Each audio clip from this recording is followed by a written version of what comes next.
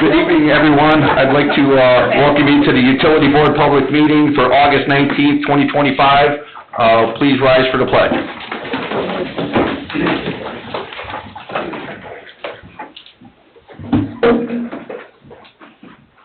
I pledge allegiance to the flag of the United States of America and to the republic for which it stands, one nation, under God, indivisible, with liberty and justice for all.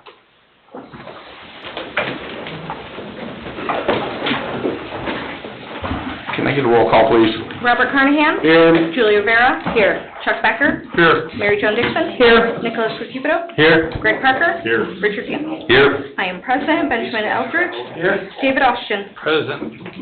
Thank you. All right, we'll move on to new business. Item number 1, approval of the minutes, July 15th, 2025. Everybody get a chance to look at them? Sir, Any questions? I'll make a motion to approve, Mr. President. I'll second it. All right, we have a motion to approve the minutes by Mr. Recupero, seconded by Mr. Parker. Roll call, please. Robert Carnahan? Yes. Julia Rivera? Yes. Chuck Becker? Yes. Mary Jo Dixon? Yes. Nicholas Recupero? Yes. Greg Parker? Yes. Richard Field? Yes. Motion carries 7-0. Item number 2, request for approval of quote for valve replacement lift station number 3. Mr. Kubiak. Hi, how are you guys tonight? Good. This is actually we have a bad valve in lift station 3. The second pump, we rebuilt the pump, the other pump went out. The valve we need to close in order to get the second pump out is broken and will not close. So this is something, it's called an inserter valve, and they can actually put a line stop in the line prior to the valve, so we don't have to bypass the station and do all those things in order to get the pump out. So basically they put a stop in the pipe, we can take the valve out, replace the valve, take the stop out, and get the pump fixed. So what lift station is this, Tim? this is lift station 3 over here, right over here on Morse. Okay.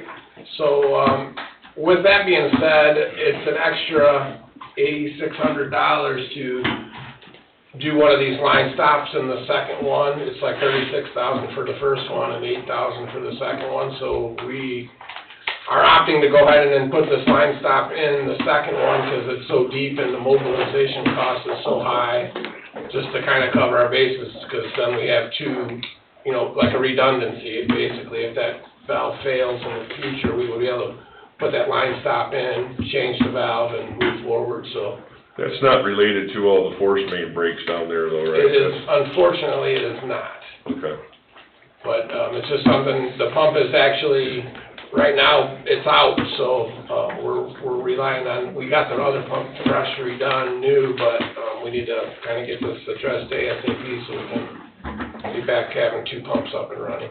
So this is $44,000, $44,500? Yes, sir. Ms. Amber, what fund would this money be coming from? It would be your WWTP special. Okay, thank you. Any other questions?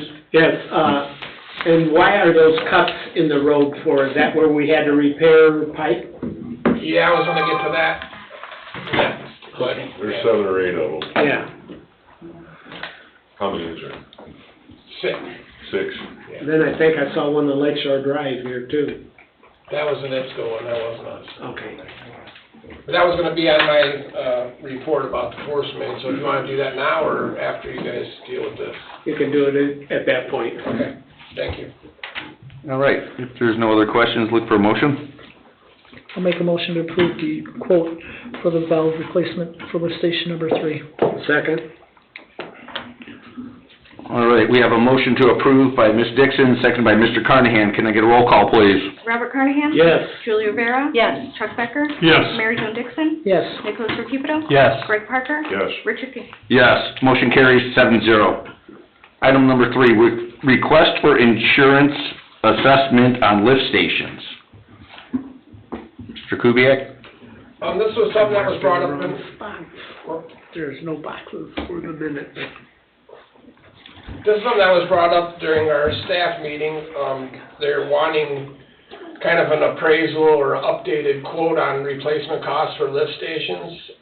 A lot of the information that we have forecast of our lift stations is very outdated and kind of old and not up to current values in our minds, so I don't know who came up with this plan. Something we talked about at the meeting, but it was just to get some kind of an appraisal or get something to kind of get our costs more in line to what they actually are for replacement, because they are old and looking at the numbers that they have for values, they seem awfully low compared to what we believe that it would cost to.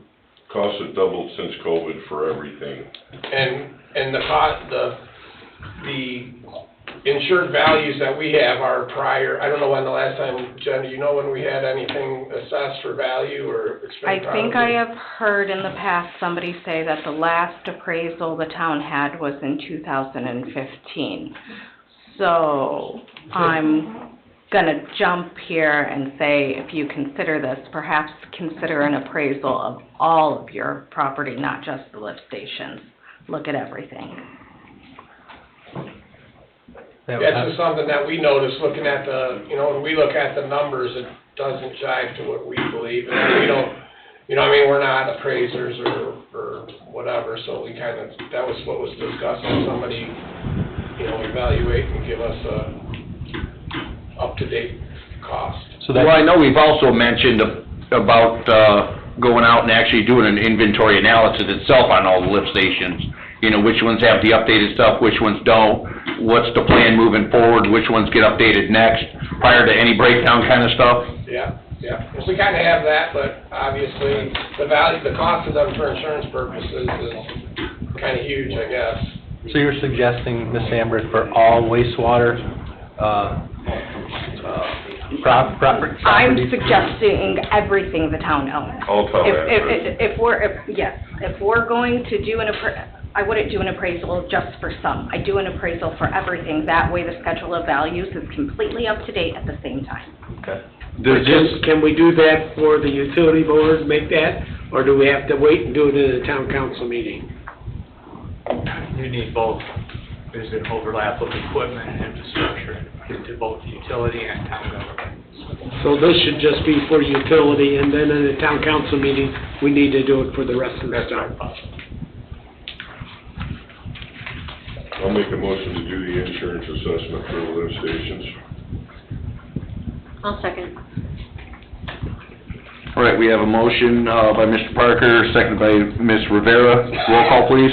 Robert Carnahan? Yes. Julie Rivera? Yes. Chuck Becker? Yes. Mary Jo Dixon? Yes. Nicholas Rapido? Yes. Greg Parker? Yes. Richard Hughes? Yes, motion carries 7-0. Written report, fund report, clerk treasurer. The cash and expenditure reports were previously sent to you all.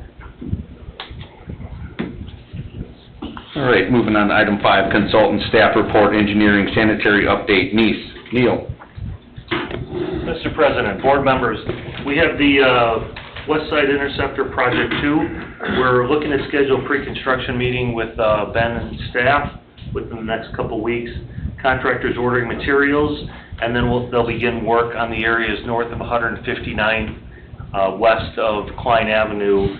Generally following the harvest is what we're looking at. We don't lose any income for the property owners in that area, and that should coincide fairly well with what we're looking at for the ordering of materials, that most of the shop drawings have been approved, and we have still a few that are waiting. One other item that Tim had discussed is for the item 3 for the lift stations. That's going to be necessary for what's required under the new Senate bill and the House Enrolled Act for the capital improvement plan and the asset management plan for your sanitary utility. You already have that with your water utility because it was approved by the Indiana Finance Authority and the SRF, the State Revolving Fund loan, as part of the projects that were done for the East Side Interceptor, the Utopia project, and the Crystal Oaks elevated tank. But on the west side, we don't have the assets in a manner that would be consistent with the state requirements for that. So we would take any work that Tim, Tony, and Kyle do, incorporate that into a new capital improvement plan and the asset management plan as well, to supplement the information you already have for the lift station and the sanitary sewer atlas to be consistent with those state requirements going forward. Okay. I have a question for Neil. Absolutely. Neil, phase 3, how much work do you have on phase 3? And obviously, we didn't approve it yet. And we haven't Correct. considered, but what kind of work is left that needs to be done? To So get it- what we have for Project 3 is we did an initial analysis of that, and then it was in March of 2024, we had routings that were submitted to the utility board, and at that point, we had a recommended path moving forward, and then routes for Project 3A and 3B being 3.3 million for 3A and 1.0 million for 3B. We have not moved forward on design as, at this point, there's been no direction to, but we can, should the utility board make recommendation and move forward on design. Okay. I personally think we need to get moving on that. Just I to agree. stay ahead of I the agree. game. But would this be, we probably have to have this as an agenda item, Attorney Austin, to give me some direction? Okay. Yeah, we do have a engineering services contract with the town. It was just prior, about a year and a half ago, slightly over that, direction was made to halt work on that project, but we do have an engineering service agreement to continue that work should you see that being an item you wish to pursue. Okay. Well, it's gotta get completed, there's no Yeah. sense in doing. Yeah, you don't wanna leave, Yeah. you don't wanna leave a gap in the project if that's the direction you wanna go. Okay. So maybe we can have that as an agenda item for next month, would that be appropriate? It would. Yeah. Okay. Yeah, and that's a great point, because looking at the schedule of moving forward on Project 2, in the next month, you're not missing out on anything, because we do have the very vast majority of the survey done. We do have some additional information we got to get from C-Bell, and I'll work with Luke on that. Don had provided the vast majority of that in the past, but we'll get with that, and Tom Burke if needed. But going through that area, the town owned 110 acre parcel, a couple options on routing, and we want to make sure we're moving forward in a way that reserves the use of that town-owned property in a manner that doesn't restrict it in the future if you want to do something with that property. And we'll coordinate with Ben and staff on that as well. It is 114 acres. My apologies, Bob. You were on... It's very close, but not quite. Thank you, Neil. Any other Thank you. questions for Neil? All right, we'll move on to water update, C-Bell. Kevin? Hello, everyone. Hello. So, Since last utility board meeting, the master plan for the potable water system analysis has been completed, and we have submitted to the utility board for review, and also have submitted it in tandem with IDEM. So IDEM has also received this particular master plan. We had a meeting with IDEM officials at the beginning of August to discuss the next steps and kind of go through some questions that were talked about for just the next types of projects coming up. And so very receptive for really just the major pieces that are involved with some of the large improvements that are proposed for this. So the master plan, what has been proposed, and Ben, correct me if I'm wrong, is that next week we'd like to hold a public information meeting to go into further details about the master plan. Is that still the will, Ben? Yes. The board, is that correct? Yes, that is still the plan. Is it the 27th? I thought it was the 26th for some reason, one of the two. Tuesday? I got Tuesday the 26th. Yep. Yep. So that is the official announcement that, for those that are interested, that'll be held here, I'm assuming, at next Tuesday, the 26th, at 6:30 p.m. to go further into the details about the master plan for the potable water system, your drinking water system, and to help with common terminology, going over the system overview, talk about what a water model is, those kind of details, and what is involved with this master plan. Some of the immediate things of SCADA improvements and controls onto the water systems have already been acted upon Also talking about in the Paradise Cove for SCADA improvements too. So there's a few things that we'd like to discuss more in detail at a later time. And so we propose next week, next Tuesday. Okay, and then, Ben, we'll make sure we get that posted well in advance for that meeting. Yes. And it is the intention of the presentation slide deck to be posted on the website so that it is for Yes. everyone's not. Should be. So, I have sent the draft slides to the utility board for review, and so we would like to finalize that sometime this week, so that at the presentation, that is a public document afterwards. Okay. Anything else on the potable water side? I don't think so. Well, we had the WPM pump house, that was it? The master plan was certainly the big Yeah. issue for Tim and a few other things during his report. Okay, that should be it then. Any other questions for Kevin? Sure. All right, thank you. Thank you. Moving on to Director of Operations, Superintendent, Mr. Kubiak. Yeah, we are waiting for the controls for the west side still. Hopefully within the next month or so, we'll be seeing those and we can get those up and running, which will be good. The West Sky controls for what? For the wells, for the Okay. water. Okay. So Havenwood and Parish, we want to discuss with you guys in the near future, just go ahead and we got a price and we need to kind of think about moving forward on the controls for WPM also. So once that, the connection is made and things are moving, that we will be ready to turn that on and actually utilize it. The controls are going to be essential to that well field producing water for the east side, so they can be controlled and turned on and off with the new water tower and Robin's Nest and everything. So just something that we are going to need, that we need to kind of be thinking about.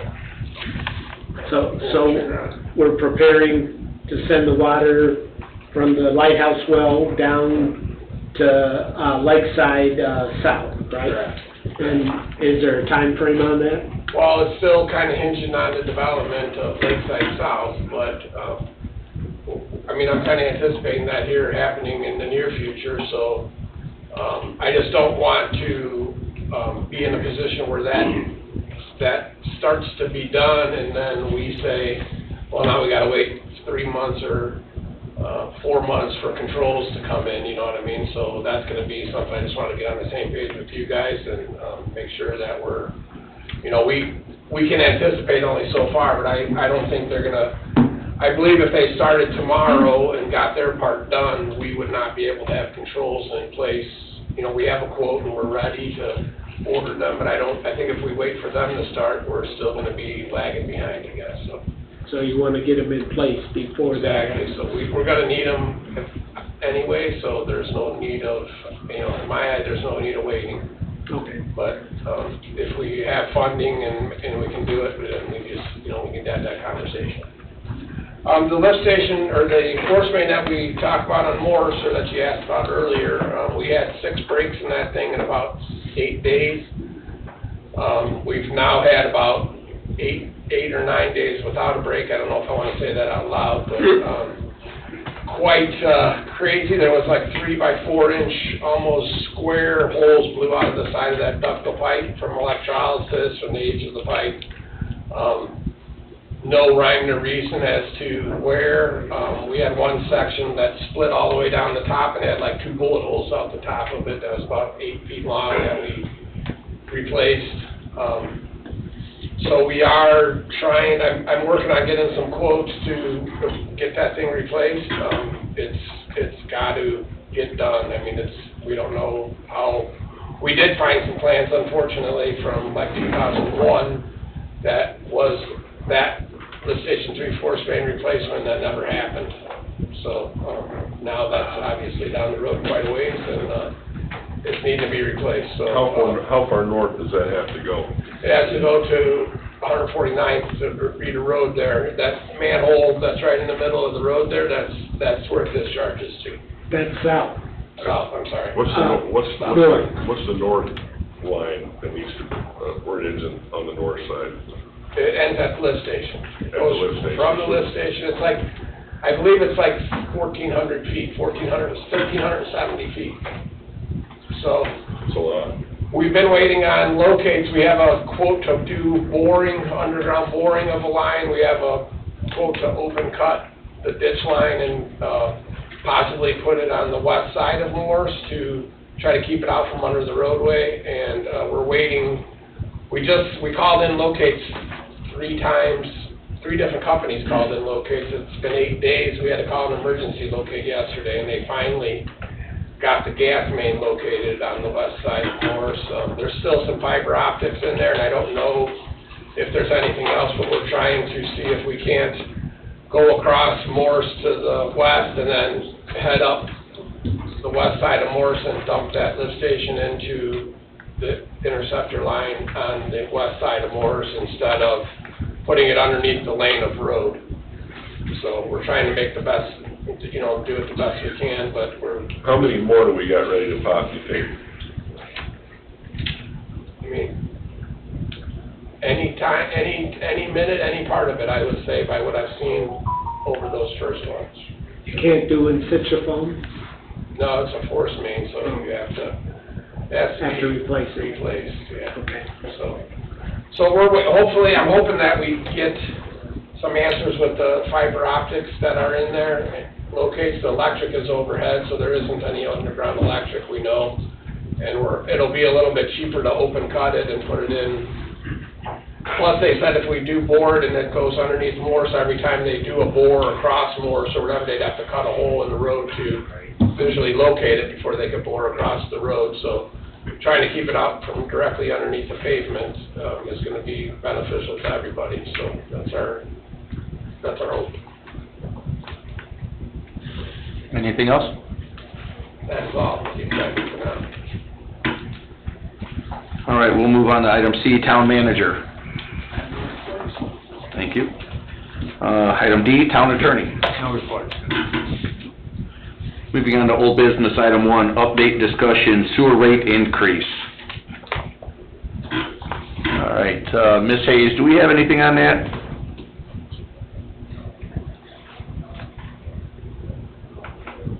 Sorry, it takes me a while to click buttons. I'm working on just putting together regular revenue requirements. What I am in desperate need of is, which goes in line with the upcoming requirements by the House Enrollment Act, House Enrollment Act 1459 is I do need capital assets that we have to replace, so that we know what we've got in the revenue requirements for capital. Because right now, we just begun putting it in as what we spent the previous year. And I don't know on a going forward basis that that is necessarily sustainable and that we want to base the rates on.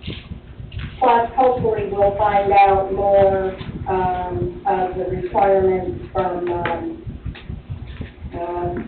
Lowell on, going forward on costs and everything like that, because I've seen no movement down at the SRF on the wastewater treatment plant.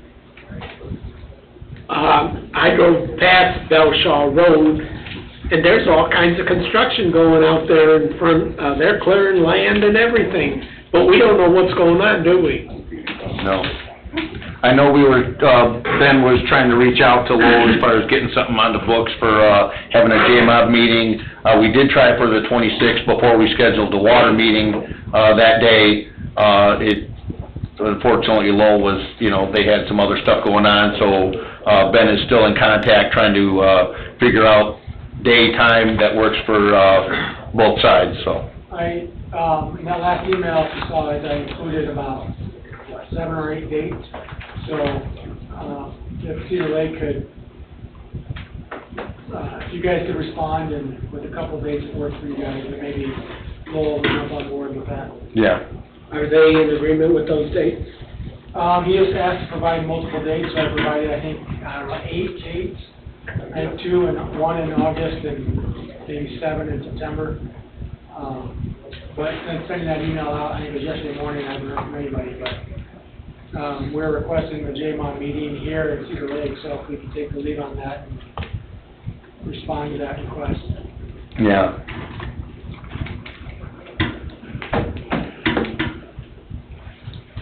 Did anybody have any other questions for Sue?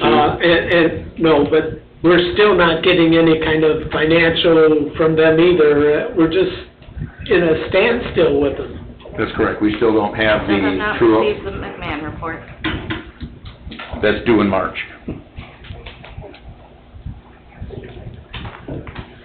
All right, we will move on to public comment for utility board. Any public comment for utility board? Please come up, state your name and address for the record. Hi, my name is Daniel Deal. How are you doing, Mr. Thiel? Hello, we'll need your address for the record. It's 8915 West, 142nd Avenue. The reason I'm here is just to ask a couple questions. My father is recently deceased, and he left some property here in Cedar Lake, just a house and a average yard. And I, as his son, was trying to take care of his business, and I left the utilities for last. And when I called, I talked to someone who said that the bill goes on forever, so I was kind of shocked at that. I'm not trying to talk down or anything, I'm just trying to find out what, if anything, there's something I can do or others can do to appeal this process, or what is the process to appeal this? In other words, if I look up the code regarding utilities for Cedar Lake, like 5301 at the bottom, it talks about ERU, and it makes note that the vacant properties would be assigned half of one ERU, whatever that is. I think it's something to do with comparable unit size, but I don't know the calculation. That's for stormwater. Right, so a vacant property, the way I understand it is, could be a house that's vacant, as I find myself in this position. No home on it. No home on it. Yeah, vacant structure. lot. Really? Yeah. Yeah, no Okay. structure. Really? Okay, fine. Next question. When I spoke to the person, when I called, that same call, they had mentioned that after they said it never ends, they said that, well, they asked me where I wanted the bill to be sent. And I'm just my father's son, he's gone now. And I said, well, you can send it to his address, but nobody's there, he's gone. And I'm just the son trying to maintain, clean up his yard a little bit and make sure everything's kosher there. And so what I'm getting at is that during the conversation when I called, there was mentioned a lien on the property. And when I looked at 5309, that ordinance, it mentioned that it's at the board's discretion, and it mentions that the board may certify it to the auditor. So I guess what I'm asking is, if it comes to that point where the board has to send it or not to the auditor, I would ask for your consideration. That's all. Right, and Mr. Deal, after our conversation earlier today, I did speak with Ms. Sandberg to look into it, to get the answer for you tomorrow. Yes. You know, as far as timing on stuff like that. Yes. Which she has to go look into tomorrow with the utility, department and stuff like that, with the billing department. So we, unfortunately don't have an answer as far as the timeline on when that process starts. I guess while I'm here, I might as well ask this. Yeah. When someone passes away, like my father did,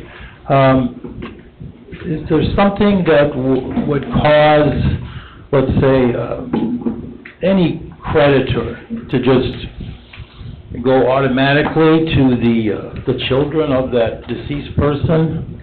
I mean, is that part of, I don't understand that. Yeah. Especially with, Children are not responsible for that. Yeah. Okay. That's an obligation of their parents. I suppose it might be in the lien towards the property if it was ever sold. I'm just guessing. That's why the lien occurs most of the time, to make it a record, so that when a sale disposition occurs, the lien's picked up and paid, satisfied at the closing, I see. typically.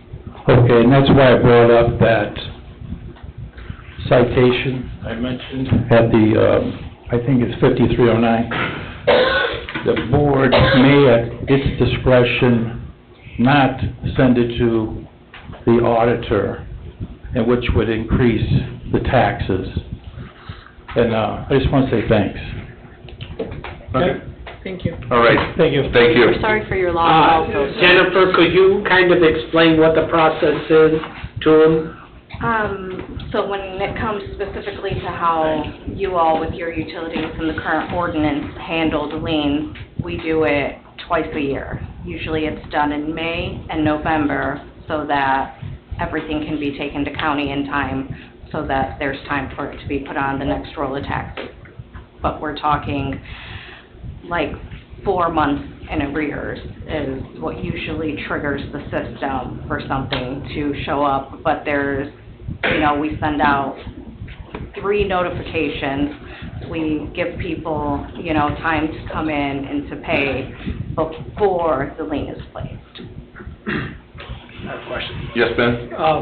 In our billing ordinance, if you request to have the water meter pulled, does that then stop billing?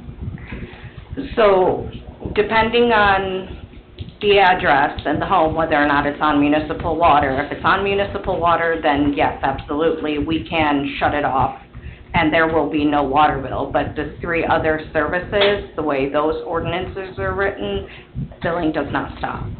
So, is the home on city water? It's a well, and It's a well. power's So it's going private. out, and nobody's going to be flushing anything. So it would be stormwater, sewer, and trash? And we keep them on, we have some people that are snowbirds and aren't here during the winter months, and they still get charged, because that's how the original town board that was here then set it up in order to pay their bills. All right, do we have any other people for public comment? Second call.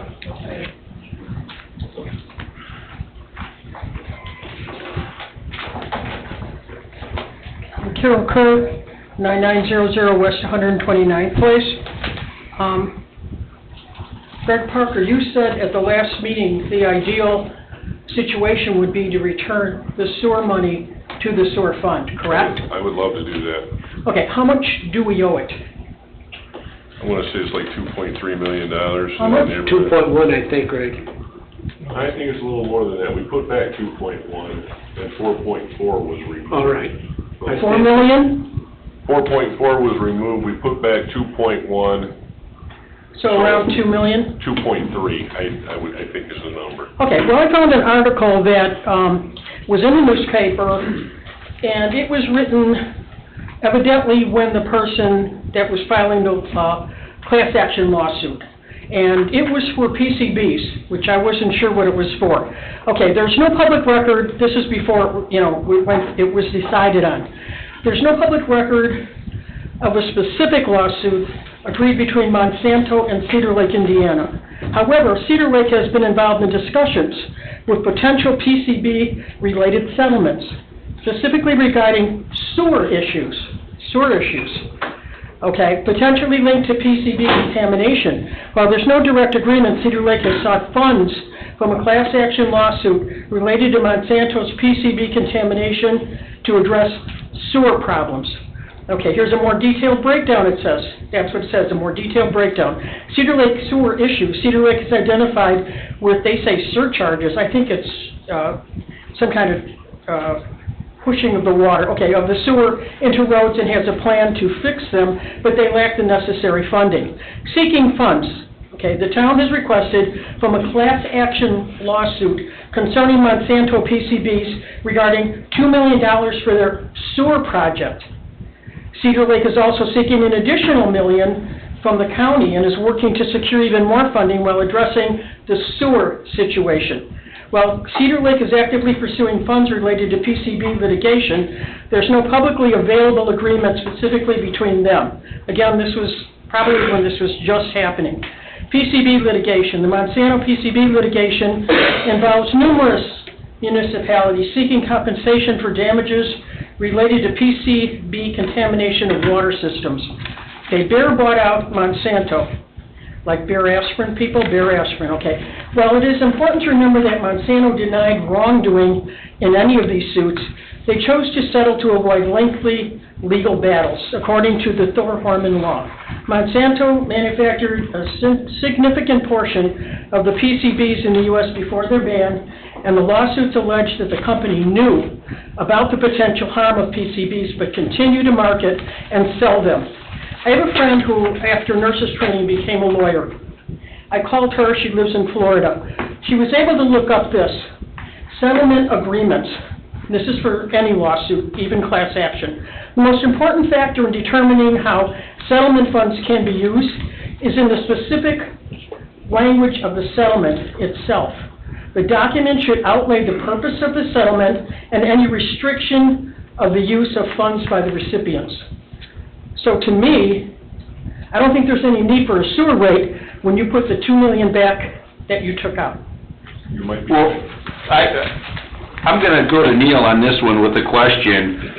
With the word sewer in those statements, Neil, there is a difference between storm sewer and sanitary sewer, correct? Absolutely correct. So I would assume that any Monsanto money would be in relation to runoff would be more storm sewer related? For runoff, like absolutely, ditches, yes. Streams, yes. Structures for that? Not domestic usage within the home that goes to the sanitary sewer system. I just wanted to get that clear so we don't think sewer is, sewer is in sanitary sewer. I think we all get it. And while I'm not familiar with this particular settlement, you're absolutely correct. Okay. But So there again, anything about driving- you mentioned that sewer surcharging in what you just read there. And we have done sewer surcharging over there on Larman, and Yes. it goes right into the lake. Yes. And we bolted that lid down, but it still seems to go out there, and it also sewer surcharges over here where it can get into the lake. And that, with along Project 2, with Westside Sanitary Sewer Interceptor, and Project 3A and B, should eliminate that, right, Neil? Is that the purpose of? You're taking load off lift station 11, Rose Garden lift station, and the area of Lynn's Way, south of 141st. So yeah, you're definitely reducing by probably 700-800 units what's coming off onto 141st down to Lowerman, down to the south, and then ultimately east to lift station 1. And hopefully, that's going to reduce sewer surcharging on Larman. I'm not talking about that, I'm talking about the $2 million. Yeah. Well, I'm... It doesn't say anything about dredging, Bob. It doesn't say anything about whoever, and to me, their intent was for the sewer, whether it be, on the lake, off the lake. It doesn't say In other words, Monsanto to me probably really didn't care what we used the money for. They were glad to settle a lot of court. And not be convicted of anything. Sometimes got a I agree with billion, sometimes got $2 billion if you research it, okay? They got a lot. They were real happy probably to write off a check for $2 million. Now, my problem with it is that you want to raise our sewer thing because you don't have the money, and we have no idea what Lowell's going to do, but we're going to pay the ticket, the taxpayer, when you took the money out of there, which you really shouldn't have. So put the $2 million Ms. Kirk? back. We're looking at a potential $52+ million expansion at the wastewater treatment facility, that by the agreement, we would be responsible for nearly half of that. So a lot of this discussion on sewer rate increase is because of that. Okay. And But so- I should know that information. Yeah, we, Because maybe we should build our own plant if they're going to charge you $52 million. and that's been discussed and we can't, so. What is the settlement agreement? You have the paper, I don't. When Monsanto wrote the check, did they say, you have to use this for dredging? I don't think so. Well, What did Monsanto say? And I pretty much don't think Monsanto cared what you used it for. Because if you sued somebody and you got the money, would they say, okay, now you gotta get your broken leg fixed? Right. All right, we'll move on to, third call for public comment for utility board. Please come to the podium, ma'am.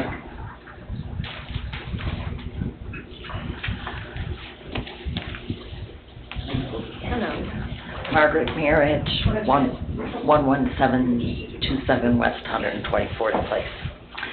I just have a question about last month, and maybe I should have understood that from this month's meeting. It goes over my head. But I believe it was Sue spoke last month about 0% debt. But if we considered Lowell in, then we would be in 30% in debt. I guess my question comes to, are we putting aside the money we owe Lowell right now? We are. So that whenever this squares up, we're not gonna need to come up with a few $1 million or whatever the case might be. Well, I don't know if you want to answer that, Jen, as far as, because we do make monthly payments to them for certain things. So there are two bills that we pay each month to the Lowell Sewage Works. One is based on estimated operations and maintenance charges. That's roughly $92,000 a month we pay. And there is also a separate bill related to current existing debt related to that treatment plant. I think there are two outstanding debts. That's approximately $43,000 a month that we pay to them. So all of that, those payments made are taken into consideration when they have McMahon do the annual report, and we have what we quote-unquote call the true-up. But if there are other capital projects or increases, things that have been done over there, then we're going to have to pay for that once we get that true-up report. Because they haven't told us if they've done that. Yeah, a couple of years ago, under their prior administration, I had asked that as these capital projects come up, and as you guys pay the bill, turn around and give me a copy so we can pay our 50%. That lasted about a year and has not been done so for the last 18-ish months. So we will most likely see. Are we putting anything aside on that? Like, because we're sure from history that we're gonna owe something. We don't have a separate fund that we can toss it into.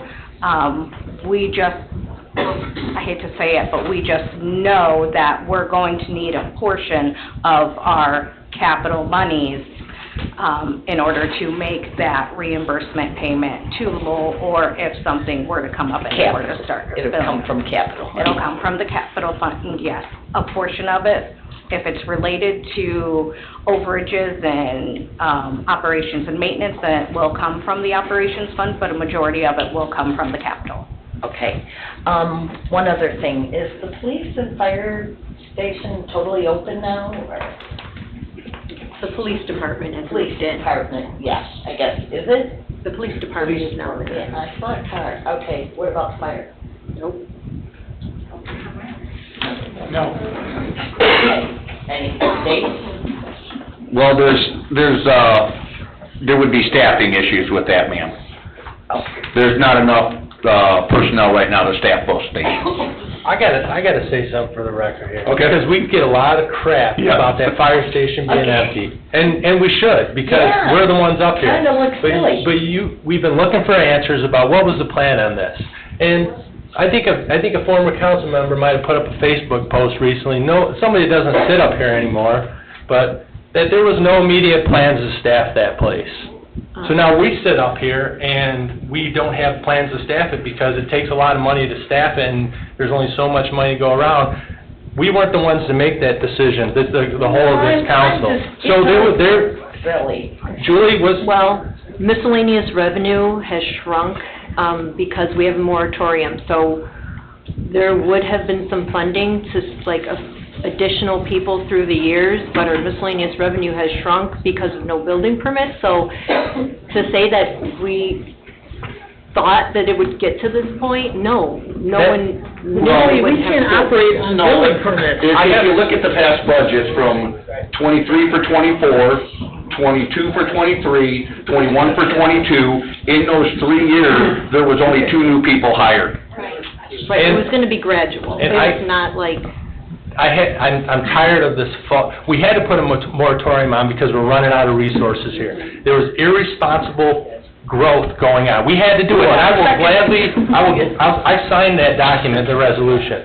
We do have revenue coming in. The moratorium, Julie, I have to correct you, the moratorium didn't stop people from pulling permits. There's building going on like crazy. not like it was though. Okay. But they got us into But trouble. there's people that say, we don't have any permits going out. We're not getting, the assessed value of the town isn't growing. That's all false.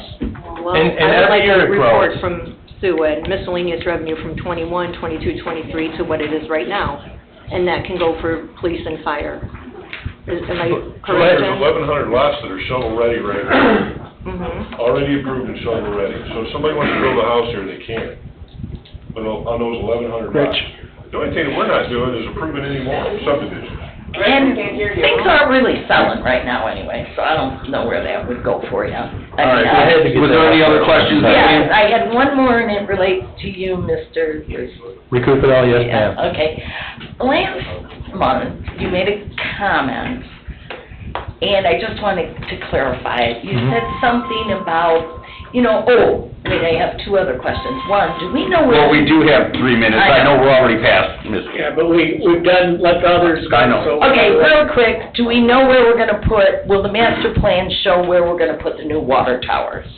The water master plan is the one that Okay, we're we needing. will know that. We won't know exactly where it's gonna go, but we have certain sites that are picked out that are being Okay, and vetted. the public will be able to see them. I believe that Kevin should Yes. have that information. Right. Yeah, and that's what Kevin mentioned about having it available prior to.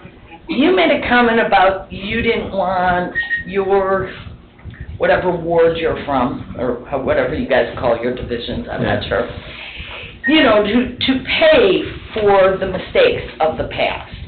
So they kind of meant to me like, okay, if you were a long-term Cedar Lake resident, you wouldn't have to pay for things. Would there be any reason that you would charge newer residents? No, I think it's in regard to, That's all I need to know. I think it's in regard to the sewer Yeah. rate. I just don't believe in charging. You can go back, right. I just don't believe in charging the people in this room and everybody out there for more growth. I believe that the developers should be paying for that stuff. That's all.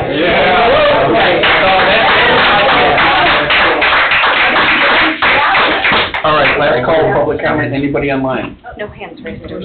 One more? Oh, man, yeah. Mark Blanford, 13904 Silver Street. My question is on the sewer. Are we charged by volume for the sewer going down below? How much longer? How does that work? Probably We have a about, whole bunch of people out here. There's seats, they The meeting is open, come man. in. oh, but is that sign moved, Ben? It is probably I don't not. know if they know. No, he's got to move. Oh, it is? Yeah. So when it comes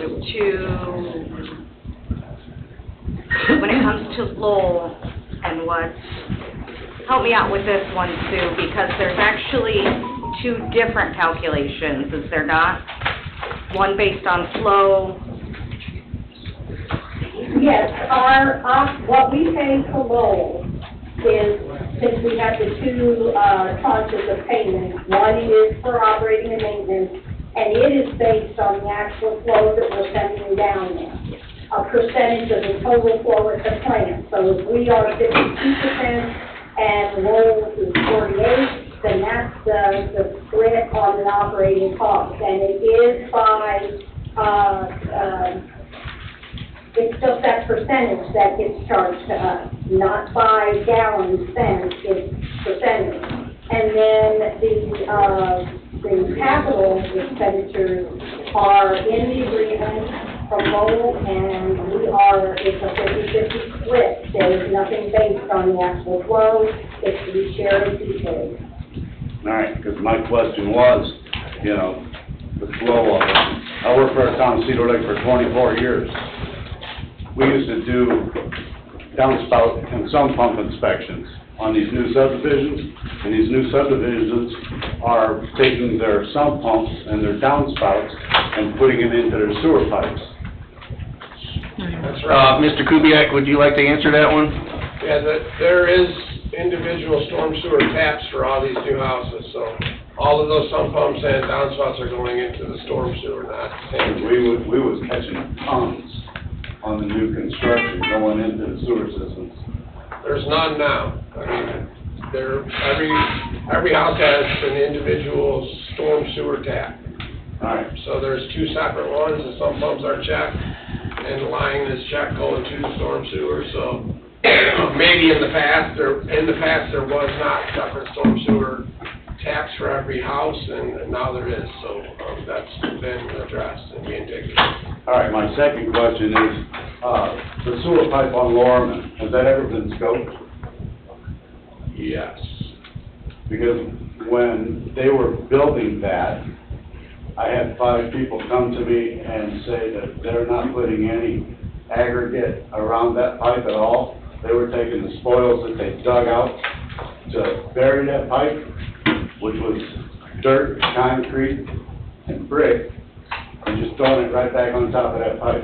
A lot of the Lotterman pipe has been relined, but there's still sections that are not, so, I mean, there's definitely still things to fix, for sure. I know, that pipe ain't that old. Well, it's pretty old if it's clay, so it's fairly old. Well, 50 years. no, not 50 years, because, well, I don't know. Close. Pretty old now. I know. Believe it or not, it's probably 50 years, yeah. You wouldn't think it's that old, but it is. Well, I mean, I worked for the town of Cedar Lake for 24 years, and during my time when Bill Malacar was superintendent, they were putting that pipe in. So, 24 years, that doesn't equate to 50. You've been retired for 8. Well, yeah, it's still not 50. Agreed. All right, thank you. All right, no other comment? All right, this meeting is adjourned at 7:28 PM.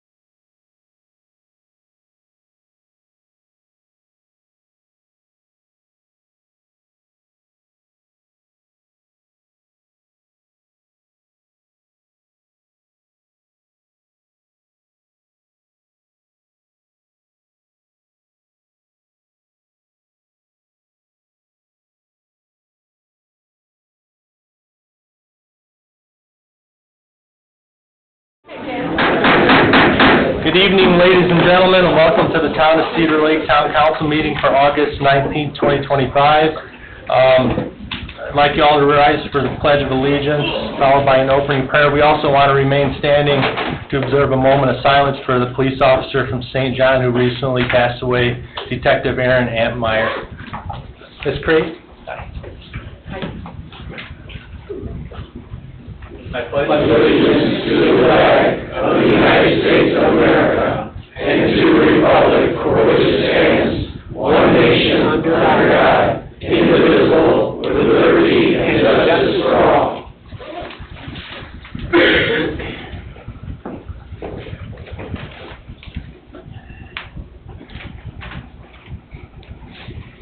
Heavenly Father, you're the best Dad, loving, merciful, and kind, a strong, gentlemanly Father, eager to love and quick to forgive. You're the ultimate presider over all your creation, and we welcome you into this space as our guest of honor, the one true God who provides everything we need and then some. We thank you for walking alongside us, guiding us with your infallible light, protecting us as we strive to carry out your commandment to love one another, and forgiving us when we waste the precious pearls of wisdom you so sweetly give to us. In all that we do, each decision that we make, we want to keep a firm, focused foundation on our awesome Father and stay in conversation with you, Lord, in every circumstance. Holy Spirit, help us to be good and faithful stewards of all that has been entrusted to us. As Paul wrote in Romans 8:31, if God is for us, who can be against us? Being a town councilman is no cakewalk, Lord. It's long, late hours, unexpected interruptions to their daily lives, and constant attention to the business matters at hand. Lord, we ask for your blessing and favor upon this town council and all the people of Cedar Lake. May everything that is accomplished here be pleasing to you, Lord. We pray this in the name of your Son, Jesus, the rock of our salvation. Amen. Amen. Please remain standing for a moment of silence.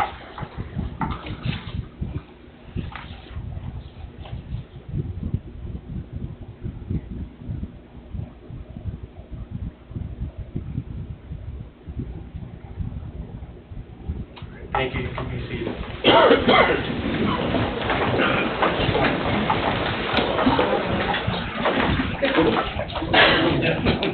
Meeting is called to order at 7:46 p.m.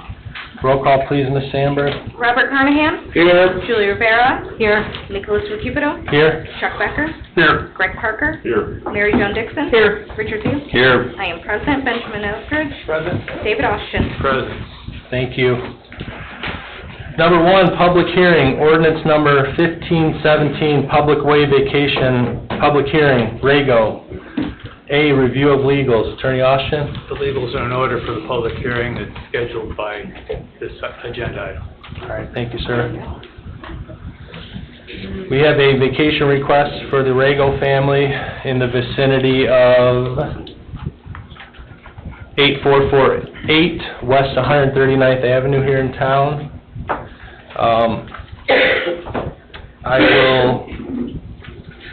Should we handle the reading of the ordinance first before the petitioner comes up? Yes, by title and then petition. Okay.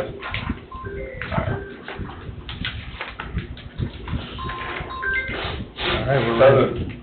Town of Cedar Lake, Lake County, Indiana, ordinance number 1517. An ordinance vacating a public way in the town of Cedar Lake, Lake County, Indiana, all matters related thereto. Thank you, Mr. Parker.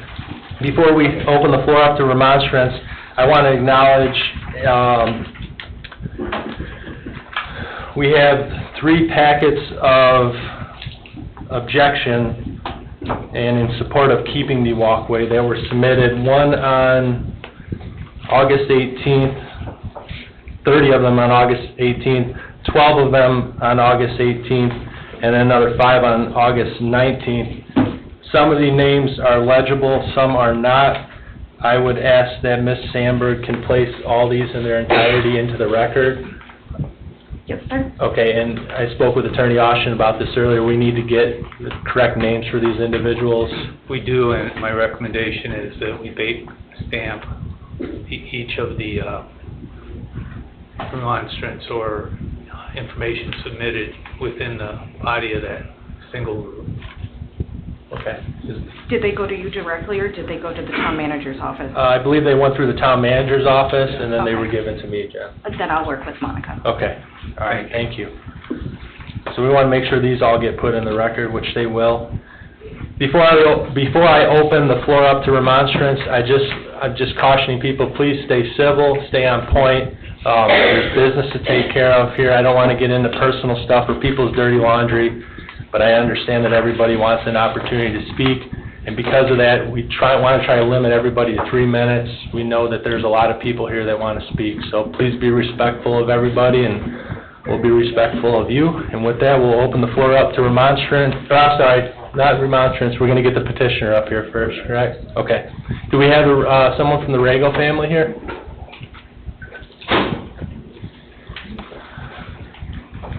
Good evening. Good evening, council. We're coming back here. You need to state your name and address. Oh, I'm sorry. John Rago, 8448 West 139th Avenue, Cedar Lake. Thank you. It's our goal tonight to finalize the vacation of the abandoned walkway that we started 5 years ago, so we can build our deck on our lakeside, our home. At our last hearing in May, the council said that if we would move the wires, they would vacate the walkway in front of our house and allow us to build the deck. We've contracted with NIPSCO, and NIPSCO was supposed to begin burying the wires today, but due to weather outages, it's postponed till tomorrow. We just ask that upon the movement of the wires, like the council told us to do, that we will receive the building permit so we can build our deck and the abandoned walkway would be vacated. That's our request. Thank you, sir. Attorney Austin, can you, and I know why a lot of people are here, and I understand that there's probably going to be questions brought up on public way, HOA property. Have we gotten this far without knowing what this is? This is a public way. Okay. I've rendered that opinion throughout the course of these proceedings through the first 4 petitions, and I render it again tonight. Okay. All right. Thank you, sir. Anything for Mr. Rago before we get to remonstrance? No? If you wouldn't mind having a seat, please, sir, we'll open the floor up for public comment on this item. One by one, and come on up, state your name and... I'm sorry? That lady had her hand up. Yeah, just come on up one by one and state your name and address for the record, please. First, I'd like to thank you for allowing me to speak. You're welcome. I have to move the microphone, I'm short. Absolutely. I'm Terry Cox. I'm the president for the Lakeshore Subdivision, and I've been living at 8505 West 139th Avenue for a little over a year now, but I've owned the home for almost 15, 20 years, something like that. So we were only actually given the petition about a week and a half ago that this vacation was going to be on this docket. And so we really have not had a lot of time to prepare for it, but you can see that we have quite a few of our community members that are not in favor of it. So Nathan, this is actually our attorney for the subdivision. He was not able to be present this evening. He had a prior engagement in Valpo that he couldn't get out of. So if it's okay, I would like to read the letter that he wrote, and he told me that I could speak on his behalf. Would that be all right? Sure. Okay. So, good evening, Lakeshore Subdivision and the town of Cedar Lake. Dear town of Cedar Lake, I write to you on behalf of the Lakeshore Subdivision Association. I apologize that I could not be with you in person this evening. as I have conflicting obligation with the Board of Zoning Appeals in Valparaiso, Indiana. It's my understanding that before you this evening is the request to vacate what has been described as an abandoned railway walkway located in Lakeshore Association. In November of 1926, the Lakeshore subdivision was created, was platted streets, alleyways, and a 10-foot walkway adjacent to a rail line and lakefront. The location of the alleyways was integral to the establishment of the wells and placement of potable water lines throughout the development. And the walkways were dedicated to public usage as per the recorded plat in 1926, which we had sent that to be able to show on the screen, but apparently it's not there because we sent it today. We do have, I think, Oh, you something do have here, it? Ms. Can Cox. you put it up? No, that one's our survey. Oh, the one from today came in late. These Yeah. were ones that you sent Yeah, earlier this over the one- This one weekend. is our survey, okay? That one is, that one That's the is one from it. today. Yeah, okay. So they were able to put it up there. Okay. So you can see where it shows all of the homes that surround those circles, which are also called alleyways, and how it goes to the lakefront. You can see where our actual lakefront is, which is called Outlet C, which is owned by the subdivision. Then you see the vacated rail line, and then you see the 10-foot walkway, and then you see the 9 homes that belong to the Lakeview residents. So, in 1967, when the town was created, and since that date, the town has maintained ownership, control, and maintenance of the streets throughout the subdivision. However, the association has maintained ownership and control of the potable well system, and ownership, maintenance, and control of the alleyways in which local residents park their vehicles, they park their boat trailers, and they maintain the location of their portable water lines.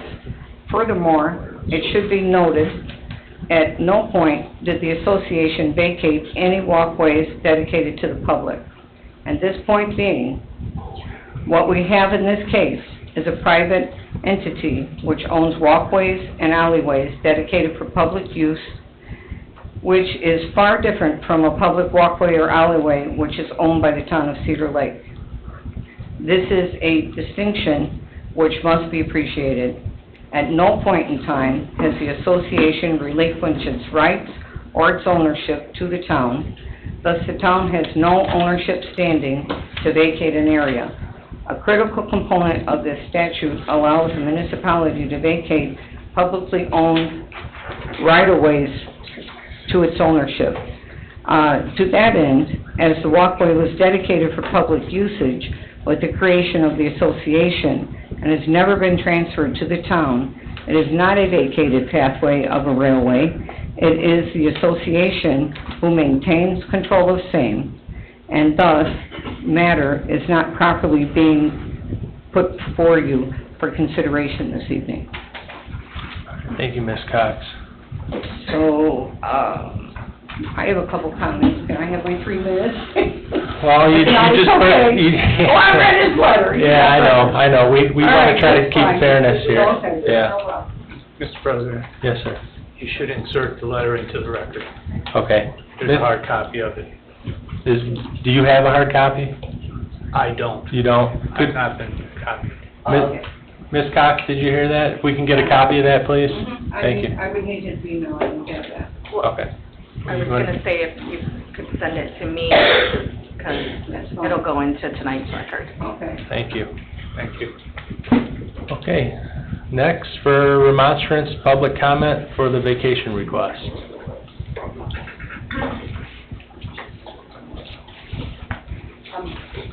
Hi, my name's Rebecca Davis. I live at 8504 West 139th Avenue. Our family has been in that neighborhood since 1954. This has been going on for a very long time. The lakefront people, Lakeview people, don't like it because it's public in front of their houses. I can understand that, because if I probably lived there, I probably would be same way. But unfortunately, it's owned by subdivision. And if you look at that map, if you go up to the top of that, you'll see that it's from 1926. And in 1926, the descriptions of it say that that land belongs to and has been given to Lakeshore subdivision when it was created. Now, we need to take that, I mean, it's 10 foot of property. There's absolutely no way for emergency vehicles to get down to the property. The land that's on the front has been blocked by people planting bushes, fences, stairs, all kinds of things that are on it. And it's been allowed to do because the past presidents and the past boards that we have had all lived on the lakefront. Unfortunately, they only need 9 votes, which there were 9 people. So that's why a lot of the things that needed to get done, I mean, there's 100 families, 89 houses, 98 houses, but there's people own more than one in there. So it's just been going on forever and ever and ever. Now they want to vacate the behind John's house, or in front of John's house, and that was landlocked, the rest of it. You could not get to the rest of that land. So we would like to see to it that that may be relocated to Outlot C, and that would bring up it by 10 feet. Yes, people will have to remove some fences. Yes, some fences would have to be moved, some bushes would have to be removed, and that would give vehicles, fire chiefs, emergency vehicles, an access to get down to the lakefront. And if you guys would like, you can come down to the lakefront and see it for yourself. And you can see what we're talking about, because it's just really not fair that the subdivision has to give up 10 feet of property. If we were able to move that to the lakefront, then we can go on and develop a nice beach area for everyone, for the 100 families, which we haven't been allowed to do because there isn't a lot of, you know, we finally have a president that is concerned about the 100 families that live in the subdivision as opposed to those families that live on the lakefront. I swear, this has been going on I moved away for 20 years. I came back, same stuff. We had past presidents in there that we thought that maybe cared about it, but then found out that they really didn't. Now, where you see Sandy Beach Boulevard, and you see that little walkway like that, that's our access to get to the lake. And then Outlot C goes all the way down to the Bible Conference grounds. The other side of it was on the top of the hill, and we used to ride our bikes down there and get to the heart of Cedar Lake. And now that has been vacated as well. And that also should not have been vacated because the town did not own it. We did. So that was done wrong as well. Davis, And there's... we're at 3 minutes, just so you know. Okay, is my 3 minutes up? It is. Do you have any last comment? Please help us. Okay. Thank you. Next.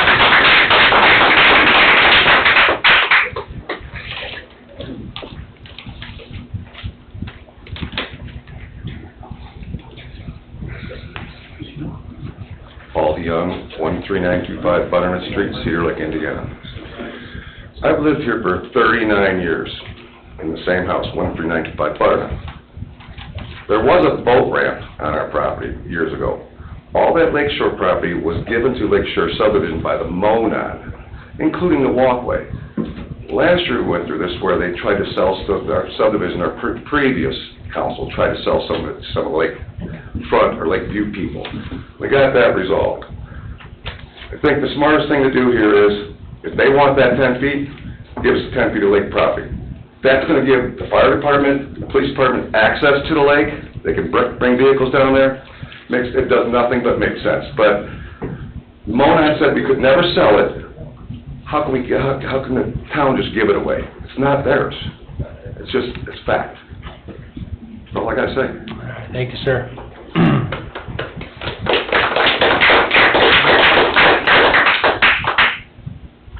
I don't have to tell you guys, you can come up one by one if there's anybody else.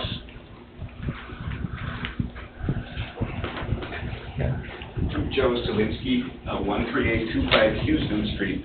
Well, Ms. Cox, you've made some points this evening. I think you're entirely wrong when it comes to this. This is a public, what do you do when you take a subdivision into the village?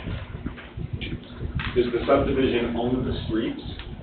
No, it doesn't. You deed them and the town of Cedar Lake gets them. That's what a public right-of-way is. The subdivision does not own it. It never Sir, has. please address that.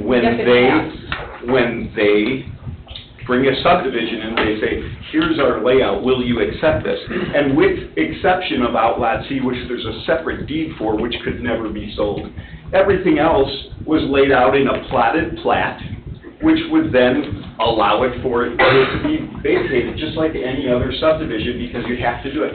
It's not proper planning. They haven't used it as a path in years.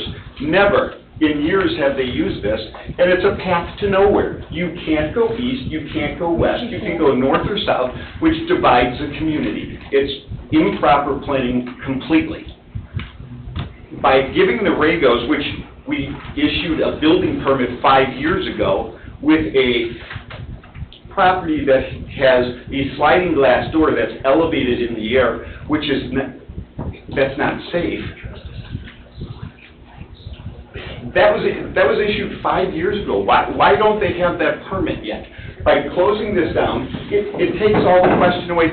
You're not taking anything away. It's never been used as a path in many, many years. And I'd argue that you have adverse possession. All these property owners have taken care of this path. It's not like the association cuts that grass or does anything. It's been abandoned for years. And it's never been theirs to begin with. It's a public access way that they used to use years ago. We're not in years ago anymore. It just doesn't make any sense. And certainly, as property owners, we're not going to take to the fact that we're going to move land. I mean, it's not movable. No one's going to agree to that. So let's all get along and come up with this is the reality of it. It's the reality that when a subdivision comes in, it would be like if we had a detention pond and we wanted to keep control of that detention pond, there would be a separate deed and we'd be required to cut the grass. If we turned it over to the village would. It's the same thing with this. It's a public right-of-way. There's precedent of it. You did it on the house to the south of it by opening up and giving it, by vacating that. You've done it on the alleyways. It's common sense. All it's doing is dividing a community, and it's stupid. Thank you, sir. Appreciate it. Anyone else for remonstrance? Nice turnaround. Okay, my name's Mark Blanford. I live at 13904 Soper Street. And your point was not well taken. I worked for the town of Cedar Lake for 24 years. Havenwood subdivision is a private subdivision. They owned their streets. We never plowed it. We never maintained it. We had a water facility in there. We maintained that. That's all we did in that subdivision. I get it that people don't want other people walking directly behind their house. I wouldn't like it. You wouldn't like it. I suggest that the subdivision and the owners of the houses that live at that 10 feet allow us to move the 10 feet down to the lakefront so that everybody is happy. 10 feet ain't gonna mean anything. They're still gonna have access to the lake. They're still gonna be able to go to their boat docks, go swimming, whatever they wanna do. But to argue that is not private property is ridiculous. It's a fact. There's no discussion. It's public comment please address us. Okay. Yeah. It's just ridiculous that we're fighting over this. I mean, it's a simple fact. Just move the 10 feet down to the lakefront. Everybody can walk on it. Everybody can enjoy it without anybody having the police called on them because they're walking on subdivision property. Okay, thank you. Thank you, sir. Hi, my name's Jessica Morgan, 13906 Houston Street. And I have one thing to say to Mr. Sawinski, is that your name? Yes. you're talking about people, no, you know what, I've Please lived there address the 25 board. years. I've lived in that home for 25 years. I didn't know that that was accessible because of the previous, not town council, the previous board kind of kept it under wraps. Anyway, what I wanted to say was we delivered 47 objection letters to not vacate the walkway, and people are here to sign. Our community has always been a community that volunteers to maintain the subdivision property by caring for the area that's adjacent to their homes. There's volunteers that do that, and they cut the lawn, snow plow, gravel on the circles or alleyways. And I realize that the 9 Lakeview homeowners are having a public walkway in front of their homes is not the greatest idea, but we pay for the privilege to enjoy that lakefront, whether they're there or not. They don't have lakefront property, they have lakeview property. And sometimes they don't like people, like they haven't delivered sand and I don't know how long for the kids to play, because they don't let the kids playing down there, and it ruins their, whatever. And nobody's happy about it. And we hope you can listen to everybody here that's voted against it, besides the 9 people. Thank you. Thank you. Hi, I'm Deneen Repa, 13843 Silver Street. And I'm just here to read a little piece of paper that kind of combines a lot of the members' comments and concerns that have been collected. And I'm just reading those so they're a little more coherent. So, the walkways are not abandoned, and this is coming from other members. They are a living part of Lakeshore Subdivision's design, ownership, and rights. It was created to serve all members and holds the potential for broader public benefit through emergency access. In terms of the ordinance, the claims the walkway is not necessary for future or for the growth of the area. Real growth includes community vitality, livability, property values, green space, and requires safety. Not just construction. The walkway contributes to all of those. Preserving this walkway keeps open the possibility of an emergency corridor for the west side of Cedar Lake. The second ordinance finding vacating the walkway would not eliminate public access to any church, school, or public building, but the walkway leads to Outlet C, lakefront property that belongs to more than 90 homeowners. Vacating it would eliminate one of the subdivision's dedicated access routes and limits future flexibility. And the third claim on the ordinance claims that the walkway is not anticipated as needed for future use. Preserving it or relocating it could provide the only safe, direct corridor for fire, rescue, or police to reach the lake on the west side. The third comment that we've heard is that it is subdivision property. The walkway remains part of the 1926 plat. And then Mr. Biss's comments on that. The fourth comment that we've heard is that adjacent homeowners maintain, mow, and care for the subdivision land on the walkway. Just as the 9, they do, but just as the 9 Lakeview homeowners care for the walkway near their property, all other members of the subdivision care for their own circles. These circles contain the water system infrastructure, yet it is the surrounding homeowners who mow and preserve them for everyone's benefit.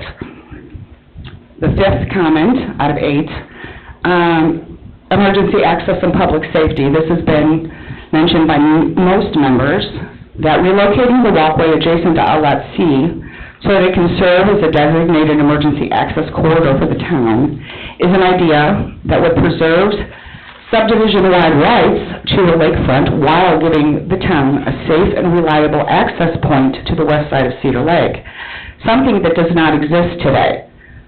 This walkway begins at the subdivision gates and extends all the way down to the Cedar Lake Ministries property. Relocation would solve the concern of the 9 Lakeview homeowners whose yards currently are bisected by the existing walkway. Ma'am, I have to interrupt, we're past, we're almost at 4 minutes now. Okay. Yeah. Can you read the rest Thank of it? you. Okay. This is just from everybody. Anyone else? He wants to continue on where... Okay. For the emergency. Sure. Luke O'Connell, 13901 Butternut Street. Hello.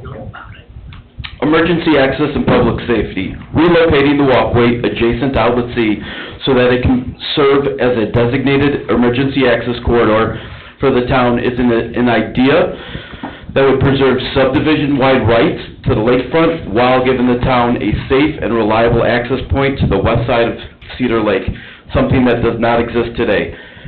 This walkway begins at the subdivision gates and extends all the way down to the Cedar Lake Ministries property. Relocation would resolve the concern of 9 Lakeview homeowners whose yards are currently bisected by the existing walkway. Lakeview families would enjoy full, unbroken yards, while the subdivision and the town retain the access benefits the walkway has always meant to provide. Previous vacation. Each parcel should be evaluated on its own merits, history, and community impact. The past action deprived our subdivision of rights without proper notification to all members, leading to the creation of Doler's Lake Addition. The walkway in question here remains part of the 1926 plot and should not simply be dismissed by comparison. Navigatable waters. A few members expressed concern if Cedar Lake is a navigatable waterway or water body under Indiana law, and expressed concern if vacating a plotted access route to navigable waters without state review or approval could be done. And the last one, the entire petition arises not from a public need, but from the private request of a single adjacent homeowner who wishes to build a deck. One individual's convenience can't ever justify stripping over 90 families of their plotted rights and closing off a potential emergency access corridor that would one day save lives. Thank you, sir.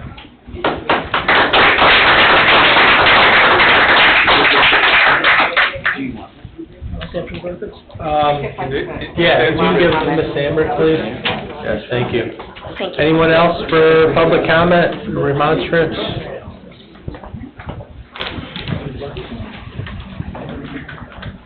Jeff Peterson, 13829 Huseman Street, Cedar Lake.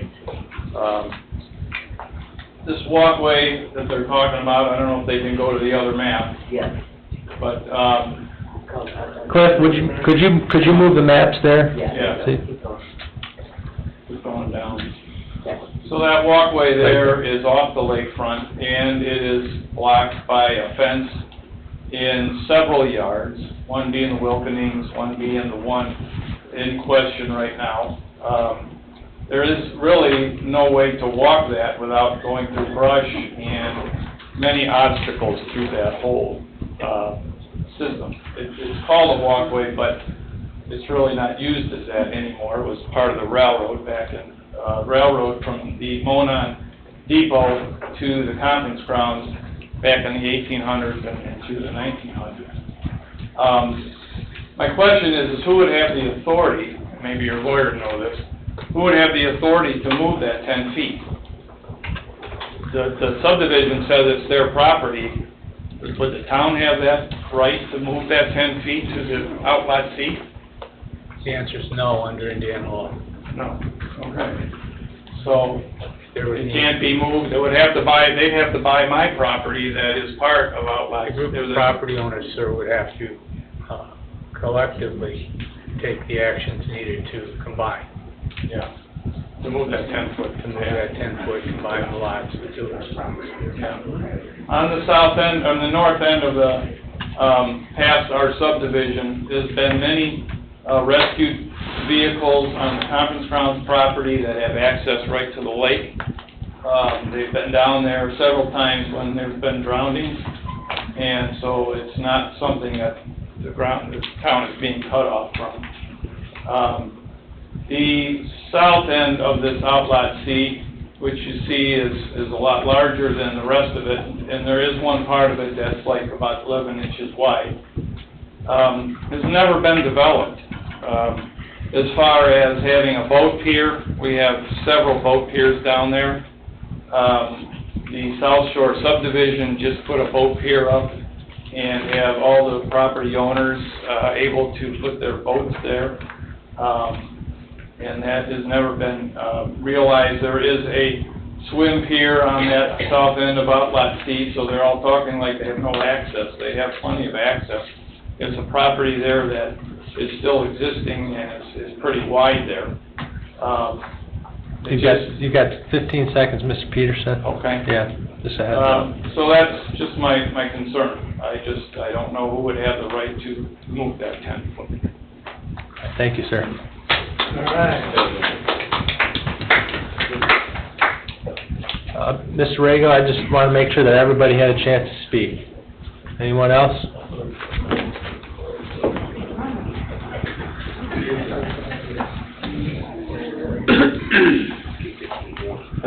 My name is Jerry Wilkening. I live 10826 West 131st Avenue. I just have one question. Mr. President, is your understanding that the easement proposed by the Regos and through NIPSCO that's going to run north on the west side of his property and east on the north side of his property, that easement will suffice in all repairs, maintenance of the other two homeowners? So I questioned this, and I spoke with Mr. Dillon over at NIPSCO about this, and I asked that question. You know, who determined 7.5 foot was sufficient? According to him, the NIPSCO engineers determined that it was sufficient to do whatever they needed to do in that easement. Well, you're saying easement, but there's two more properties that have overhead service. Are you considering that the easement? No, the easement... I mean, these lines are on the 10-foot path that's being spoken of. Yeah. Since we don't have anything from the HOA that's allowing trespass or anything else, that's why I'm asking the question. So when NIPSCO's beating on people's doors, wanting to trespass, doesn't know. So what the Rego submitted and what is being proposed is a new easement along the west boundary line of the Rego property, going east along the north boundary line and reconnecting along this 10-foot piece of land that they're requesting to vacate. That is an establishment of a new easement on the Rego's property. Okay. It does not affect any of the property owners going north, where this strip of land would continue. Okay. It wouldn't affect I don't know what's the word I'm looking for, attorney option. It doesn't affect the... Maintenance, access. Accessibility. Accessibility, yeah. With landlocked. Yeah. So, I just had one comment. The Wilkenings do not have a fence crossing the path. Bushes, perhaps, but no, there are no fences crossing this path. Not the first time I've heard Mr. Peterson misspeak. Thank you. Thank you, sir. I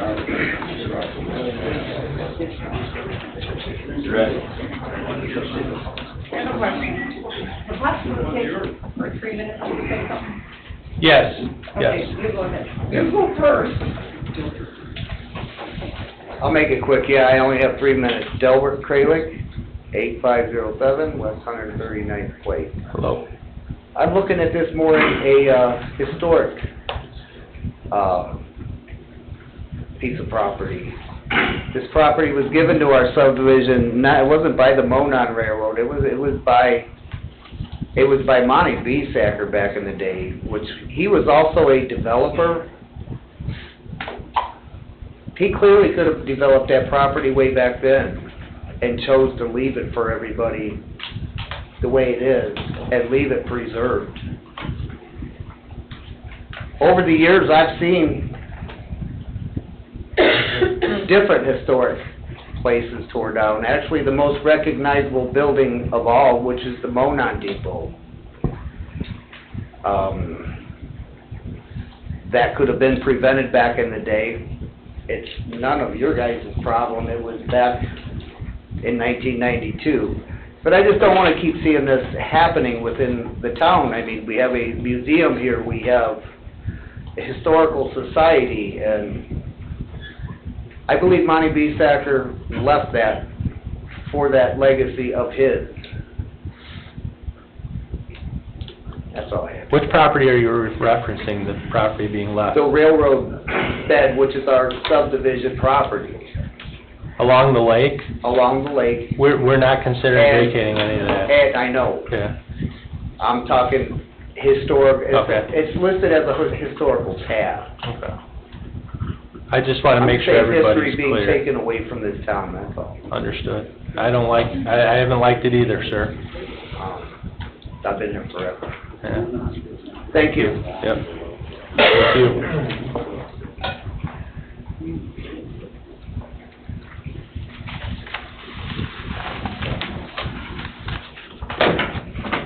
Okay, so a little history about myself. I am a licensed broker, and I've been doing it for 30 years in development in many different towns, cities, and villages.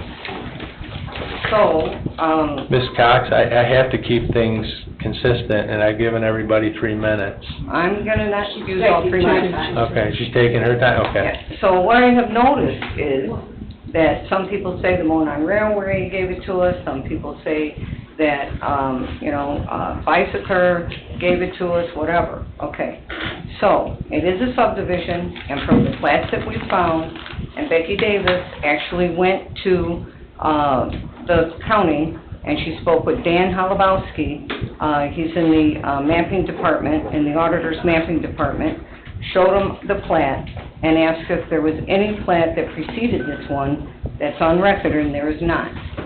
So this never belonged to the railroad. So as the gentleman that just spoke said, Bicycle is one of the developers that developed this.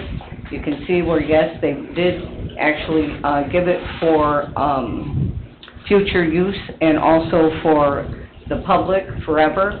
So if what you're saying is that walkway, which is on the same deed as what you see as the alleyways, which that one's not up there now, but you saw all those circles, that's considered the alleyways, then that means that if we're going to vacate that, then I should be able to vacate the gravel road that runs along my house and tell all of the other residents that live around that circle, well, you can't drive back there because it's mine now, I vacated it. So what I try to do in developing and helping towns, and I gotta tell you, I've watched Cedar Lake go down because I've been around here since I was 16, and I'm not gonna tell you how old I am now, but I've also watched the resurgence. And I know it's a huge job that you guys have to undertake to be able to figure out how to do this. And first off, I'd like to tell you that I definitely appreciate it. I've seen it many times, and so what I've always tried to do is try to find a solution. And so I really think a solution, because Mr. Rego would still be able to put his deck out, because then it would be his property.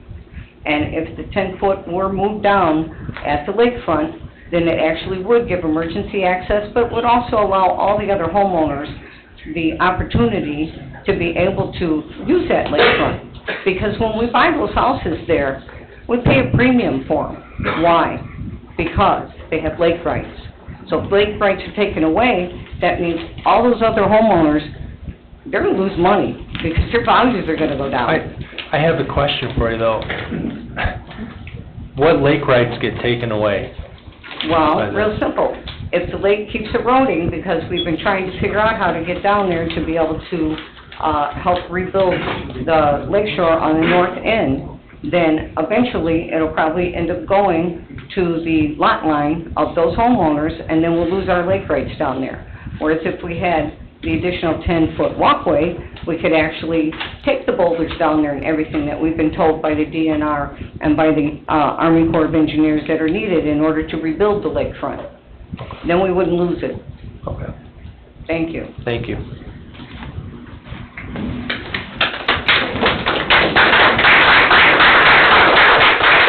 Anyone else remonstrate on the Rego I'm gonna take my petition? husband 3 minutes. Okay. Yeah, I'll only give it 1 minute. Okay. If you go back to the plat, not that one, but go back to the other one that we were just seeing, if you read the description right in there, it says Monty Beesicker gave that property to Lake Shore Subdivision, and will be called Lake Shore Subdivision. And you keep on. Cliff, can you move the? Yeah, go up, more, right there, see where that says? Lake Shore. Lake Shore Addition? If you read that, it tells you right in there that Monty Beesicker, or developing the Lake Shore subdivision, gave the property to the subdivision. And that's not been abandoned, because it's volunteer in our neighborhood. We have to mow the lawn down at the lake. Nobody, we don't pay services for that. We have to mow our reverse cul-de-sacs, as they are called, and we have to take care of, we have to plow them, we have to snow plow them, we have to mow them, and we have to put our own stone down there. So we do take care of it, and the only reason why they can call it abandoned is because we can't walk on it. There's fences, there's steps, so everything that was done was, who cared about the pathway? You guys had, the town council that was in charge at the time when those things were done probably didn't even know. And the people that were on the board, on the Cedar Lake, they were all lakefront, Lakeview people. And that's why those things were done, and they were done. Okay? Thank you. Jim, were those steps and stuff they're talking about, were permits issued for them? Not that I'm aware of, I don't know. The line it's been built up to, the line has been built up to because it was considered an easement over all these years, but I'm not aware of any steps that have been permitted. And if we do vacate that easement for John, it will landlock us, because then we can't get to the rest of the path. Okay. Anyone else for public comment or remonstrance? Anybody online, Ms. Sandberg? Cliff, can we get the screen back, please? I'm curious to see if anybody's chiming in. No, it's going to be in the hand, please. Okay. All right, remonstrance is now closed. Mr. Rego, would you please step on up?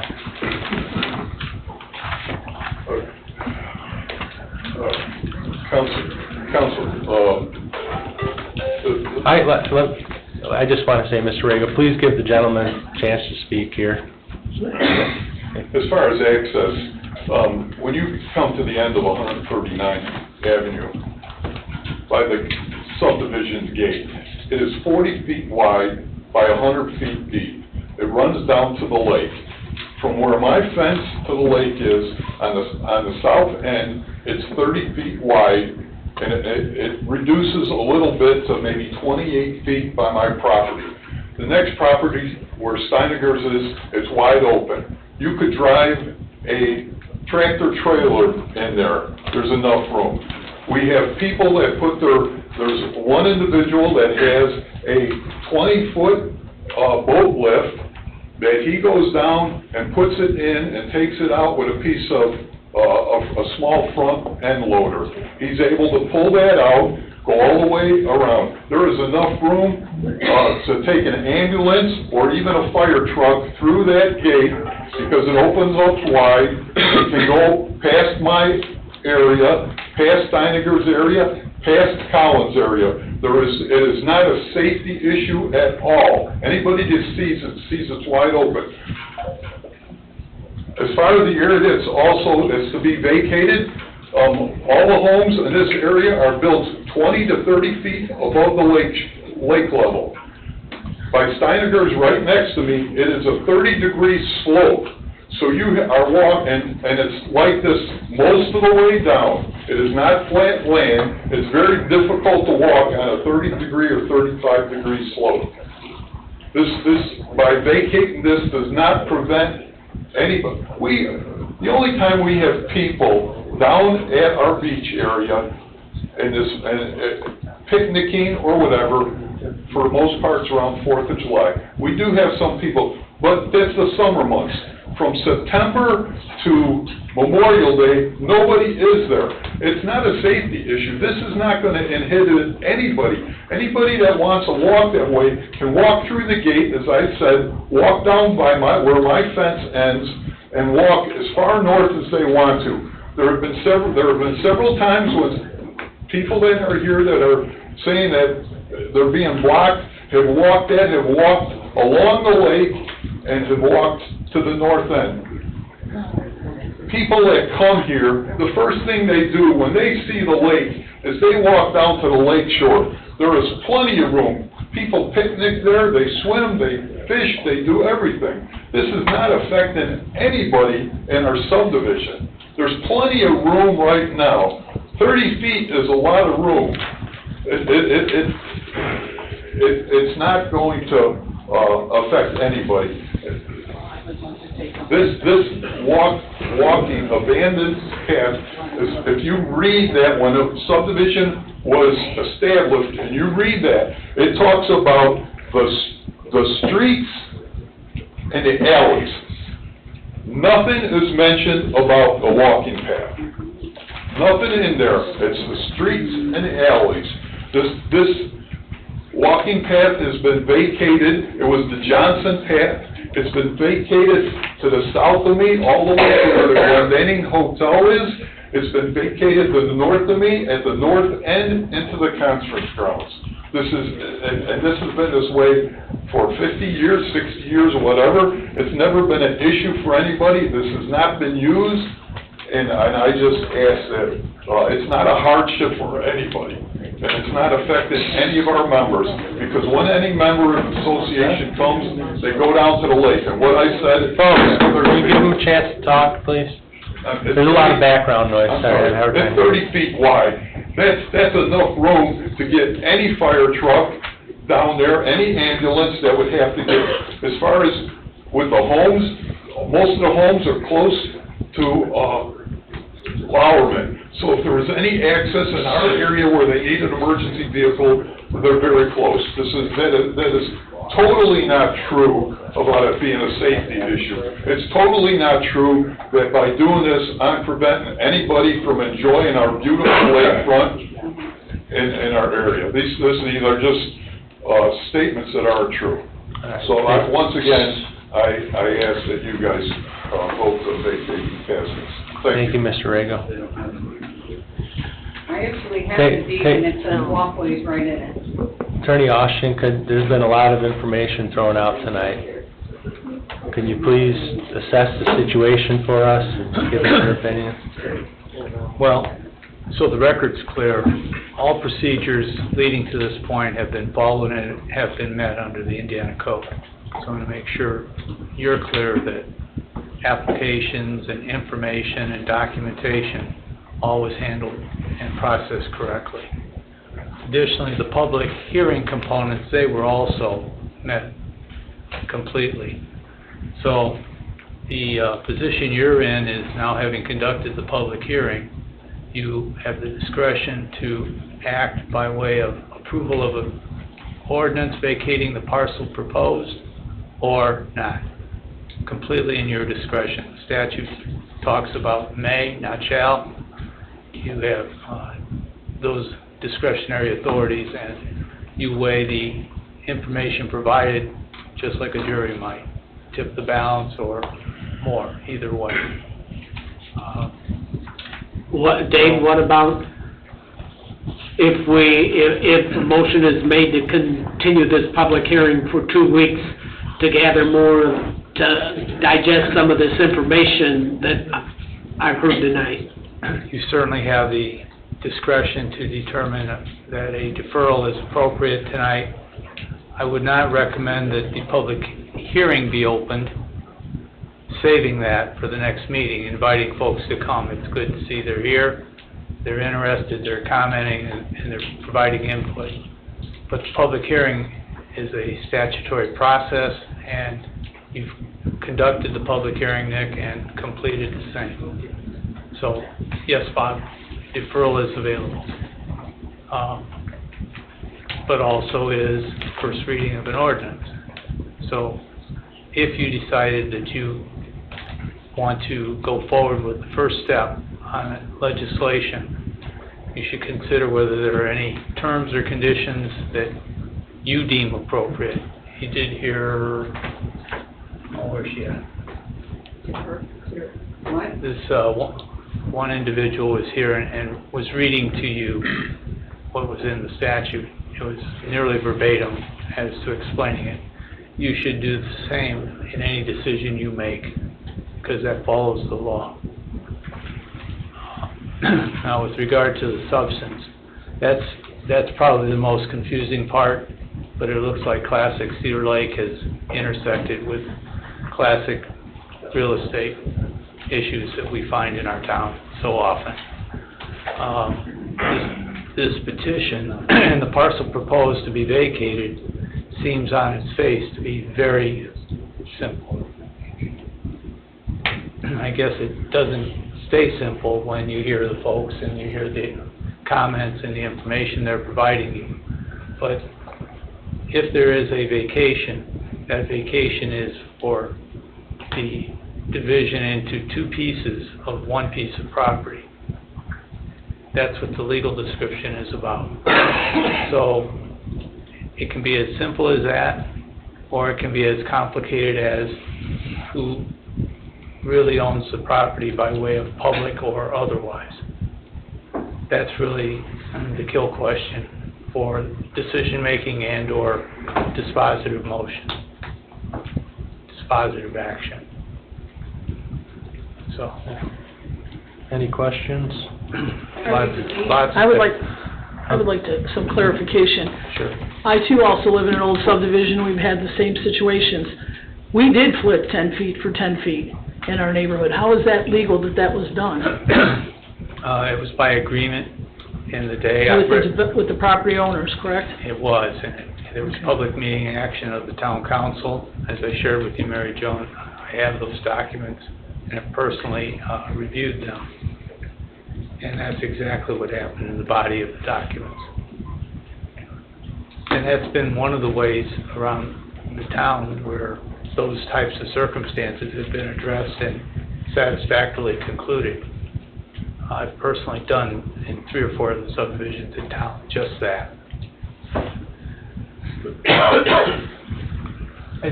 The public portion is closed, ma'am. Everybody got an opportunity.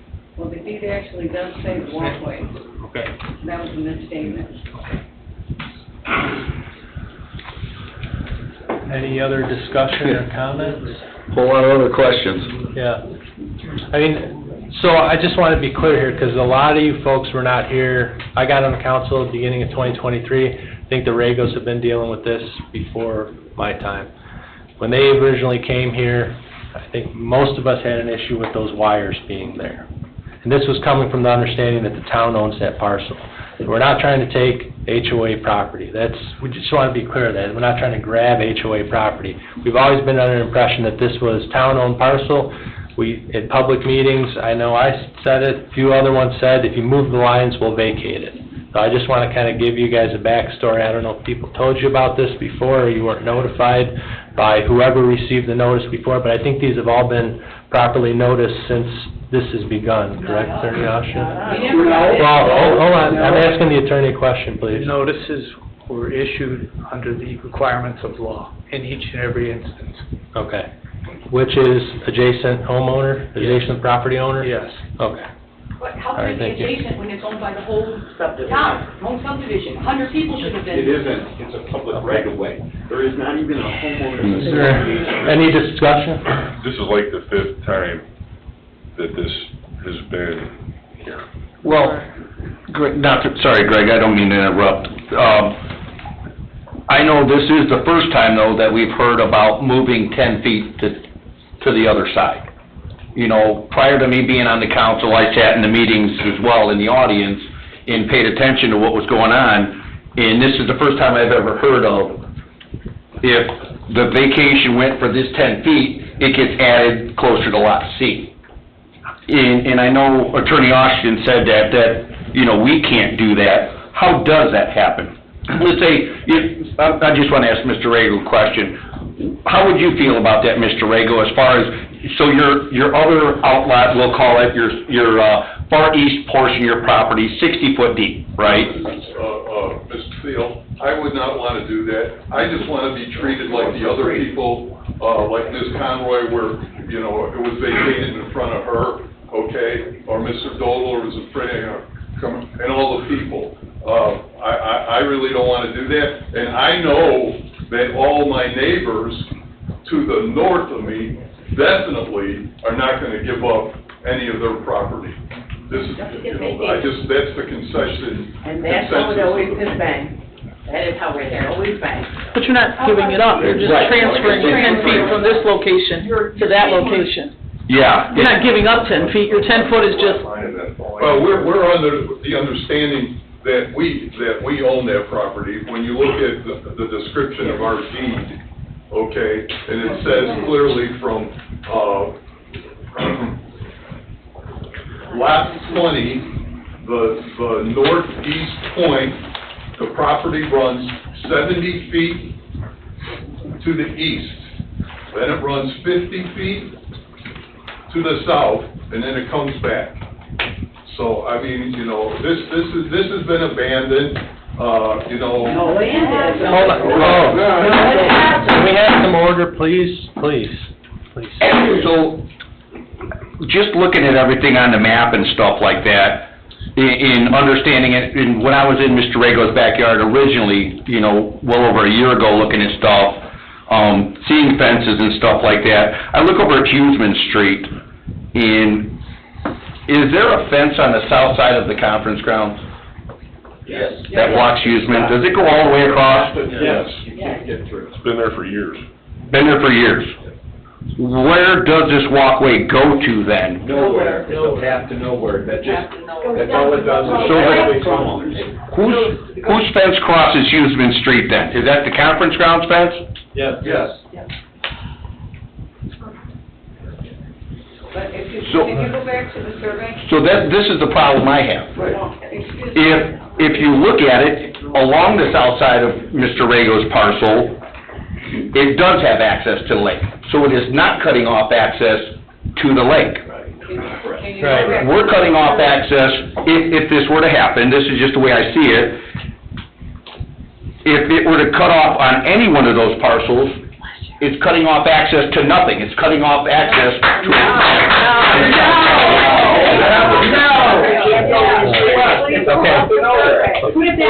Folks, please, I don't want to have to beg you, please.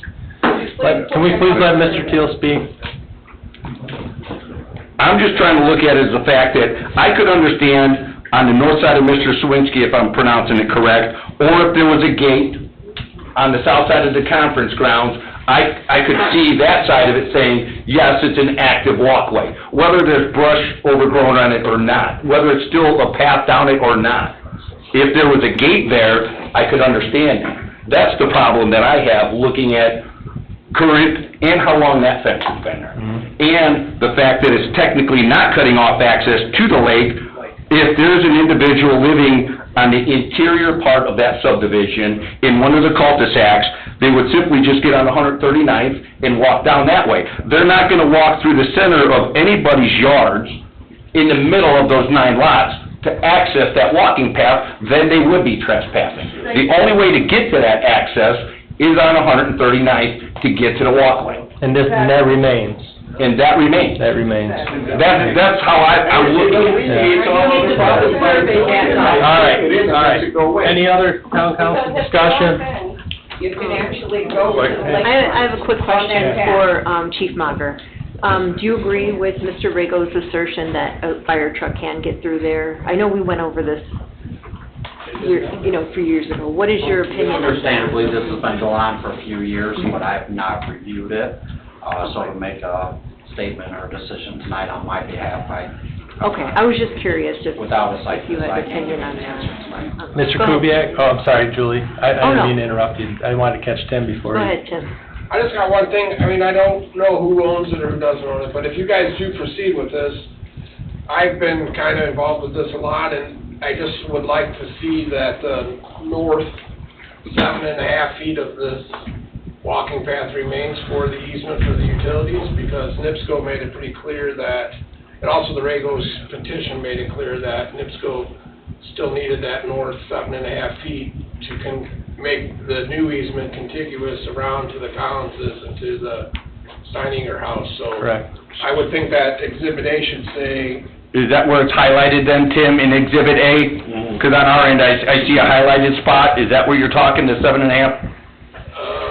That's what I took it for. there's so many pictures here, but. That, when I spoke with Russell Dillon with NIPSCO, he had mentioned that clearly. They gotta maintain 7.5 feet of that, however many feet they're requesting to be vacated, so there can be connectivity for access to those utilities. Right, so Yeah. to me, it would, I mean, Exhibit A would be perfect if it said the south 42.5 feet, which that would leave 7.5 feet for a utilities. I mean, Still that's- connectivity that's then. under Yeah. the impression too, right? Yeah. Correct? Oh, I mean, by talking to NIPSCO and by your guys' application, it asked to maintain the north 7.5 feet of that 10-foot path to line up with the back of your guys' house through the 10-foot easement, so they can put the pole there and turn and go north. So Can we have? basically, your request would be to vacate the south 42.5 feet of that 10-foot. Hey, Cliff, you there? Leaving that 7.5 foot easement. Can you please pull up Exhibit A from our packet onto the big screen? If you look at Exhibit A, the new easement stops at the walking path.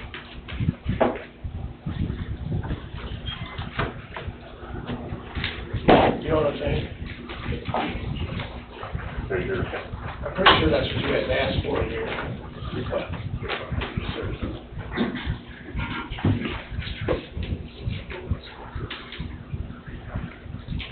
Keep going. That's not it. Keep going, please.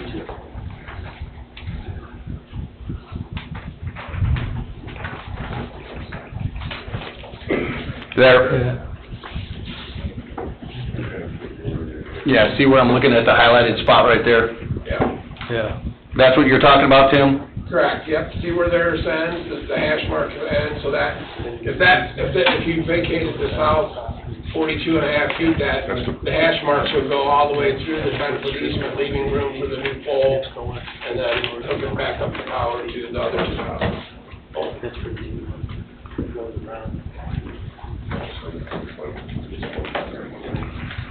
Or somebody's gotta spend money to create a new easement in a vacated area, which I mean, You guys wanna make a motion? it would be done.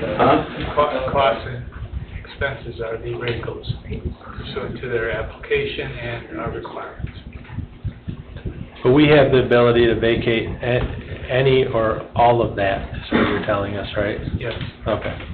To kind of to Tim's point, that we could cut it off 7.5 feet short if we wanted to. We just couldn't add to it, right? That's right, so that's included Okay. from the legal description and advertising. Okay. Well, if there's no other town council discussion, what's the board's pleasure? Mr. President, Yes. can we defer this? There's a lot of information to digest this last minute. And then with the 7.5 foot, how can we make a decision so rashly right now without getting all the facts straight? I understand where you're coming from, but I just want to make sure that there is... Close the open meeting, you know, Yes, public meeting. Is there information that you can vet here that we can be given or have been given by the people that are in objection, Dave? That's right, I know what you're looking for. Well, there's been a lot of allegations brought up today, and is there something that needs more vetting here with information that's been brought in front of us? Public versus private, sure, that's a big legal issue, frankly. I don't view the dimensions and the legal description as being an obstacle or an item that would interfere with your action taken, but access and ownership definitely are an issue. I think probably some of you, just like me, saw these documents for the first time yesterday or this morning. So, Okay. Is that what the board wants to do? I'll make a motion to defer this. I'll close the public meeting. Okay, and defer to the next meeting? So, yeah, if we get all the information we need, digest all this. Nick, you won't be here, right? I will not be here at the next So meeting. do you wanna do it in 4 weeks, so that you can be here too? I don't need to be here. I just think that one way or the other, you gotta come to a resolution on this. I agree. And I'll try to attend virtually if I can, Bob. So we have a motion by Mr. Becker to defer this item to the next council meeting. Do we have a second? I'll second it. Okay, motion made by Mr. Becker, seconded by Ms. Dixon to defer this public way vacation request to the next council meeting. Any discussion? September 2nd. September 2nd. Thank you. Any discussion? Seeing none, roll call, please. Robert Carnahan? Yes. Julie Rivera? Yes. Chuck Becker? Yes. Mary Jo Dixon? Yes. Richard Keith? Yes. Greg Parker? Oh. Nicholas Reputo? No. Motion carries 5-2. We'll be on the next agenda. Okay, thank you all for attending tonight. That's it for, we still have a council meeting to get through, but that's it for the Rego vacation request. Yes, sir. Yeah, we're gonna take 5-minute break here, guys. If anyone needs to use the restroom or stretch.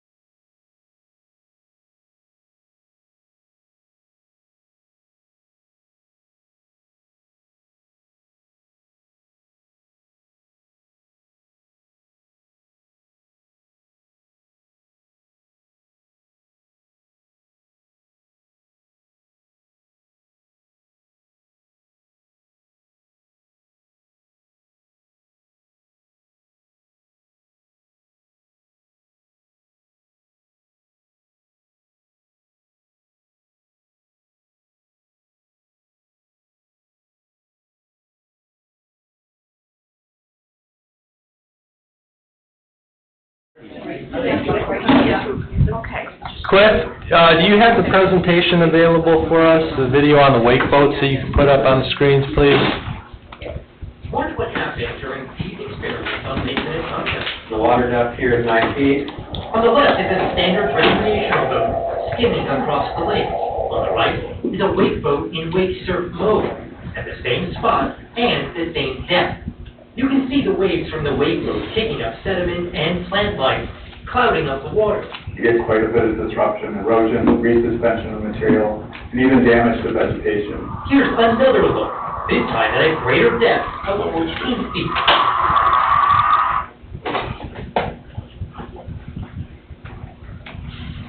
While University of Minnesota researchers acknowledge all boats have the potential to damage aquatic vegetation, they recommend wake boats should only operate in surfing mode where the water is 20 feet deep or greater to minimize impact on the lake bed. Both researchers have since found that turbulence from wake boats adversely impacts lakes, stirring up sediments in the water, releasing nutrients like phosphorus, and leading to excessive algae growth. These finer sediments can stay mobilized for a long time. This view from above reveals the trail of the disturbed lake beds, and this is what it looked like nearly an hour later.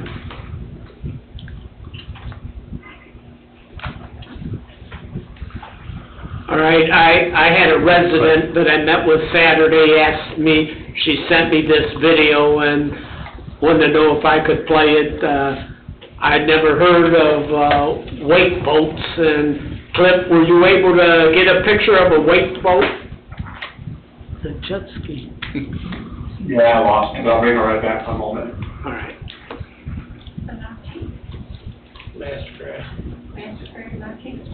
Yep.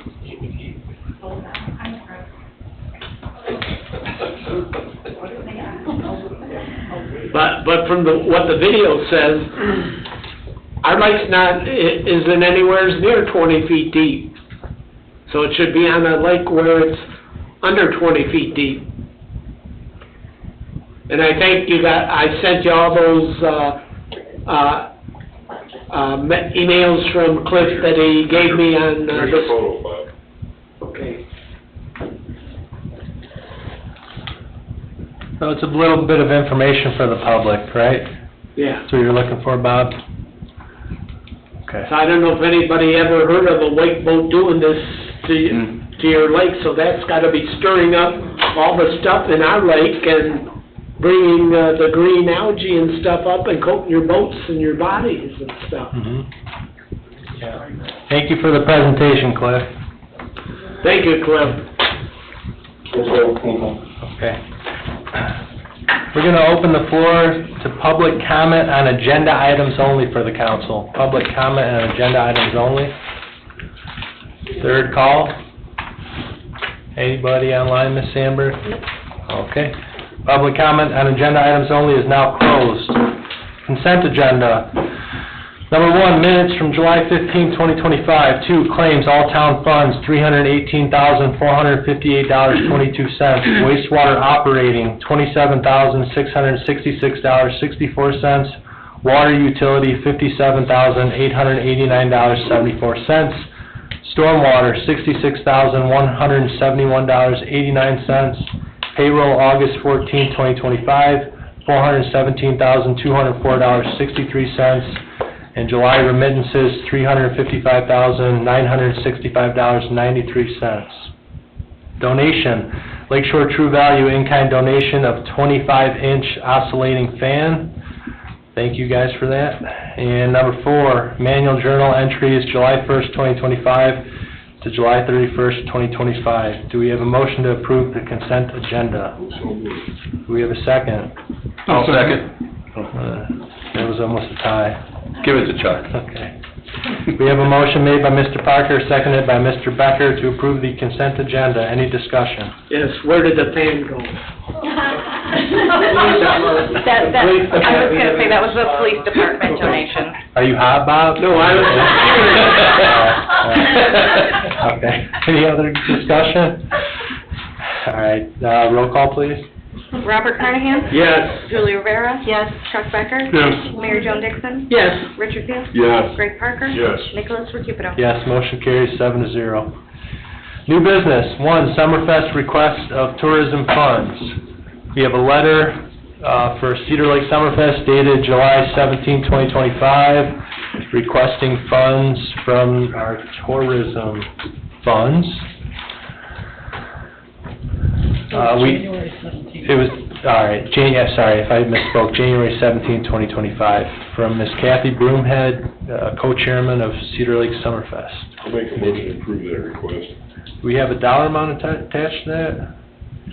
It was $2,000, wasn't it? No. No, They did 1,000. not ask for a specific. It's 1,000, it's like in the past, it was 1,000. All right, now I see in your report, Jennifer, that we've got $6,575.79 in there. Yep. I'll amend Well, my- And we gotta take the 2,000 2,000, to the historical, So so you we have- basically got 575.79. I'll amend my motion for $1,000. Why not two? Is that your motion, 1,000? Okay, Yeah. I'll amend my motion to $2,000, which is what I thought it was to begin with. I'll second that. We have a motion made by Mr. Parker, seconded by Mr. Carnahan, to approve $2,000 in tourism funds for the Summerfest. Any discussion? Roll call, please. Joan Dixon? Yes. Richard Field? Yes. Greg Parker? Yes. Nicholas Recupero? Yes, motion carries 7-0.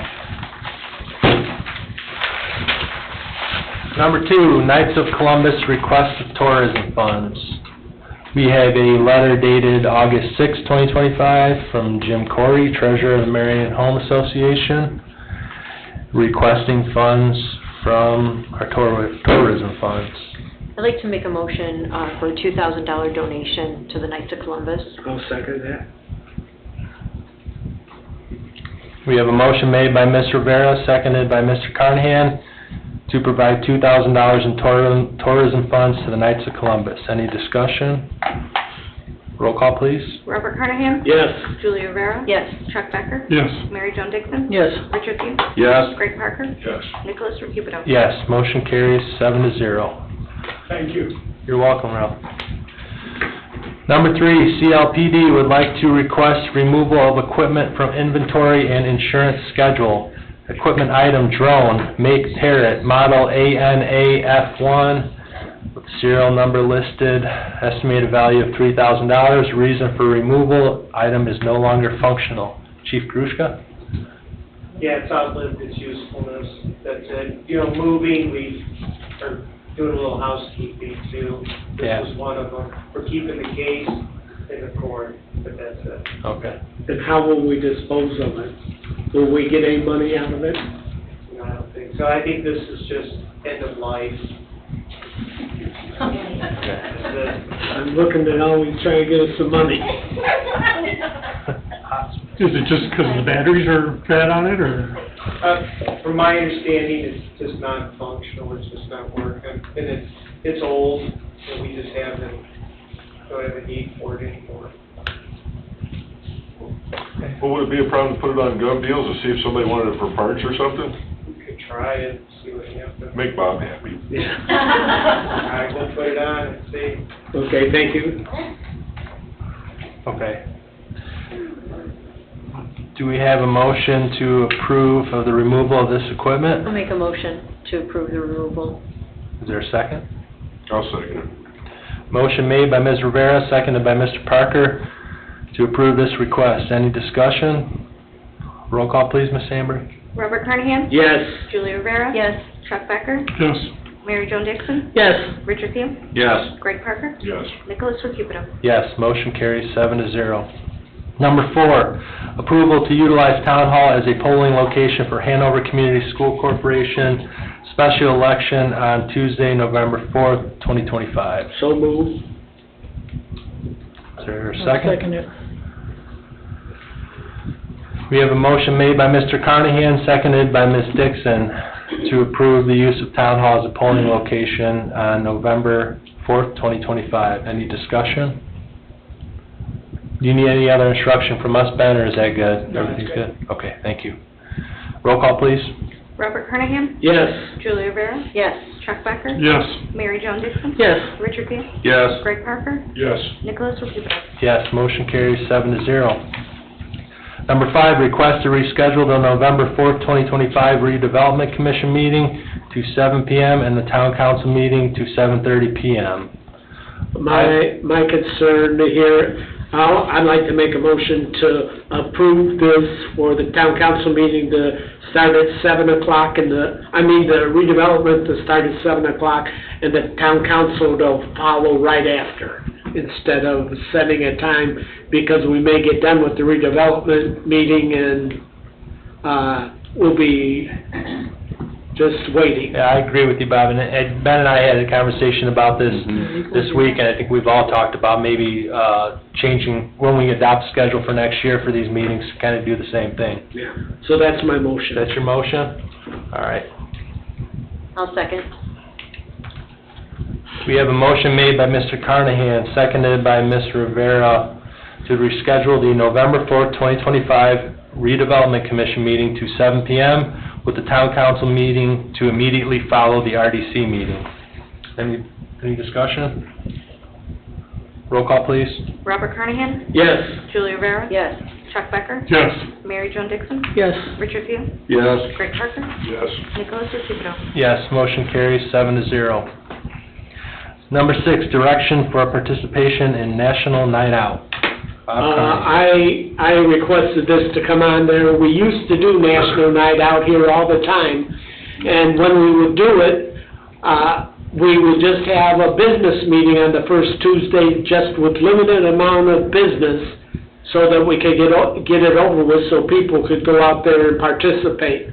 So I talked to Mindy, and she's married to Hammond Cop, and she said she went to the one in Hammond. I did some recon out there. And kind of explain for the audience what they do. So, National Night Out is a public safety, opportunity for community engagement. Police officers and fire, departments are usually involved in them. Hammond puts a pretty big one on as a larger city. Sometimes there's involvement from other, communities. Some communities will merge together and bring them, like neighboring communities or smaller communities. It's involvement for the children to have safe time with our public service officials. It's a sense of community.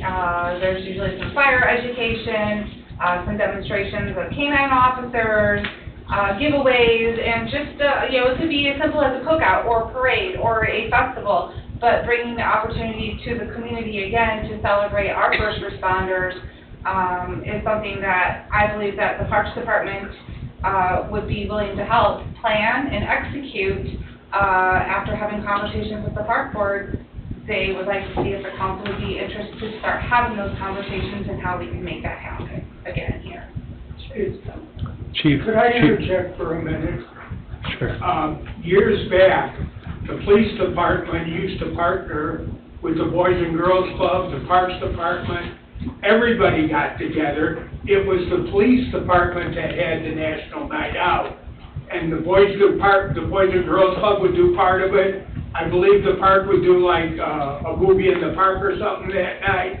One year we even had a parade from the Boys and Girls Club to Town Hall here. It used to be a pretty big deal. And that was going to be my next question to Chief. Could you guys pull this off? Have a problem pulling this off? With staffing and that? I mean, we can, I think most of this is about performance partnerships, and I think that's where we need to start with, to see what we can get to bring it into this. Like, I know my past experience with it, people come because they like the toys. The helicopter, the Bearcat, police cars, they love the canine, that's where we would have to go. Okay. And I talked to Mindy, and Mindy said she'd be willing to work with it, and since it's not in existence right now, it's a starting point. I'd like to add that, at the AIM meeting last year at the convention, they asked us to include our public works because everybody wants to grow up and be a fireman and a cop, but maybe someone wants to grow up and work for the water department. We're gonna lose 53% of our water operators in the state of Indiana because of age. So we need to expose them to the whole government, is what they were saying. So so a lot of communities incorporated all the departments in National Night Out, and it's just a suggestion. The trades are having the same exact problem. Yeah, so it was just a suggestion. And then, like that vac truck, that's something that we don't see all the time, but they'd be kind of cool to look at, I guess. It was at Hammond's event, the back truck. Was it? Okay. So what, Can I ask one quick question? Is there a pre-designated date for this? It's the first Tuesday in August of every year. August 4th. That's what I wondered. And all the other, there's a number, even Lowell had one this year, and I think Munster had one, and Hammond had one, and I don't know all of them, but Almost everybody. I don't know why. We need to get back in letting our town have a national night out too. sounds like a motion. That is a motion, I'll do that. Okay. So your motion, Bob, is to, Mindy's gonna help plan this, or Yes. kinda head it off? Okay. Do we have a second? I'll second. We have a motion made by Mr. Carnahan, seconded by Ms. Rivera, to instruct Ms. Ray to plan the National Night Out for 2026. Any discussion? Roll call, please. Robert Carnahan? Yes. Julie Rivera? Yes. Chuck Becker? Yes. Mary Jo Dixon? Yes. Richard Thiel? Yes. Greg Parker? Yes. Nicholas Recupero? Yes, motion carries 7-0. Number 7, install crosswalk at 129th and Edison. Mr. Carnahan, you are the man of the hour. I got stopped by MacArthur School, and on 129th and Edison Street. A little bit of history. When Tim Brown was our town manager, we had the kids walking out of the school, and they would walk down the middle of the road with cars coming. So Tim Brown got a CDGB money grant, and he put a sidewalk in, but he put it on the road right away. And then when Ian Nicolini was here, I told him that Tim Brown said we would maintain that sidewalk. He said, Bob, it's nowhere in writing, so we can't do that. But that was told to all the property owners by Tim Brown. And so now we've got kids, and there's cars going up and down 129th, and they're walking across the road, and there's no crosswalk there. I would like us to try and put a crosswalk in there for them. Is that where that sidewalk's kinda stubbed out? Is that where that would go? By the intersection, or? Yeah. Just to the east of Edison? Tim? Yeah. Yeah? Yeah, there's a raised curve there. It's quite an undertaking because you have to have ADA curb cut and. Well, there's ADA on the end of the one sidewalk there. Right, but it's not facing north where you would cross to Edison. And then if you're gonna put a crosswalk in, I mean, Bob asked me about this last year, and it sounds like a great idea in theory, but there's no place to receive the crosswalk on the other side of Edison either. You're just crossing onto a narrow right-of-way, and you put a crosswalk down the middle of Edison, there's no sidewalk on the other side to receive the kids on the other side, so it creates quite a challenge. I would definitely think if we wanted to move forward with this, that we'd have to do some consulting of an engineer or somebody and come up with a game plan of how to do it, to meet ADA regulations and also safety protocol. I would think if there's that many kids, I mean, I noticed, at Jane Ball on this side here, when kids are walking home or whatever, and even on Fairbanks, they have crossing guards and people to help kids across the street. Yeah, we got 3 crosswalks there and only 1 cross guard. Right, there's a couple places with crosswalks, obviously, Yeah, but. and my one concern, if one kid gets killed No, I there, agree. that would be devastating to all of us. That'd be on our shoulders. Well, maybe we can I definitely don't discredit your request, I just don't know how you would do it properly in that location. Can you guys work on engineering something in-house? Or no? Well, I mean, I looked at it, I guess the Edison right-of-way is mighty slim, so I don't know That's particularly. 15 feet up there, isn't it? I think I don't know for sure, but I think it might only be 15 feet up, and it's all asphalt, so if you did put a crosswalk across, you would have to cut the curb out, and then you would basically crosswalk into the middle of Edison or into the grass into somebody's yard, so it's a tough situation. I mean, we can definitely try to look at it a little bit more, but I remember you asking me about it last year, and then I kinda drove by there to see what it looked like, and then it hit me, I was like, oh, this is what the answer was last time, so. And now I've got the school asking me for it. Would you be happy with us instructing Tim to start formulating That'd some be a plans for starting it? point. That sound good, Tim? Yeah. And that's probably a motion too, right, Bob? Yes. Okay. Just for clarity, can we get what the initials of the CCDVG are? We don't.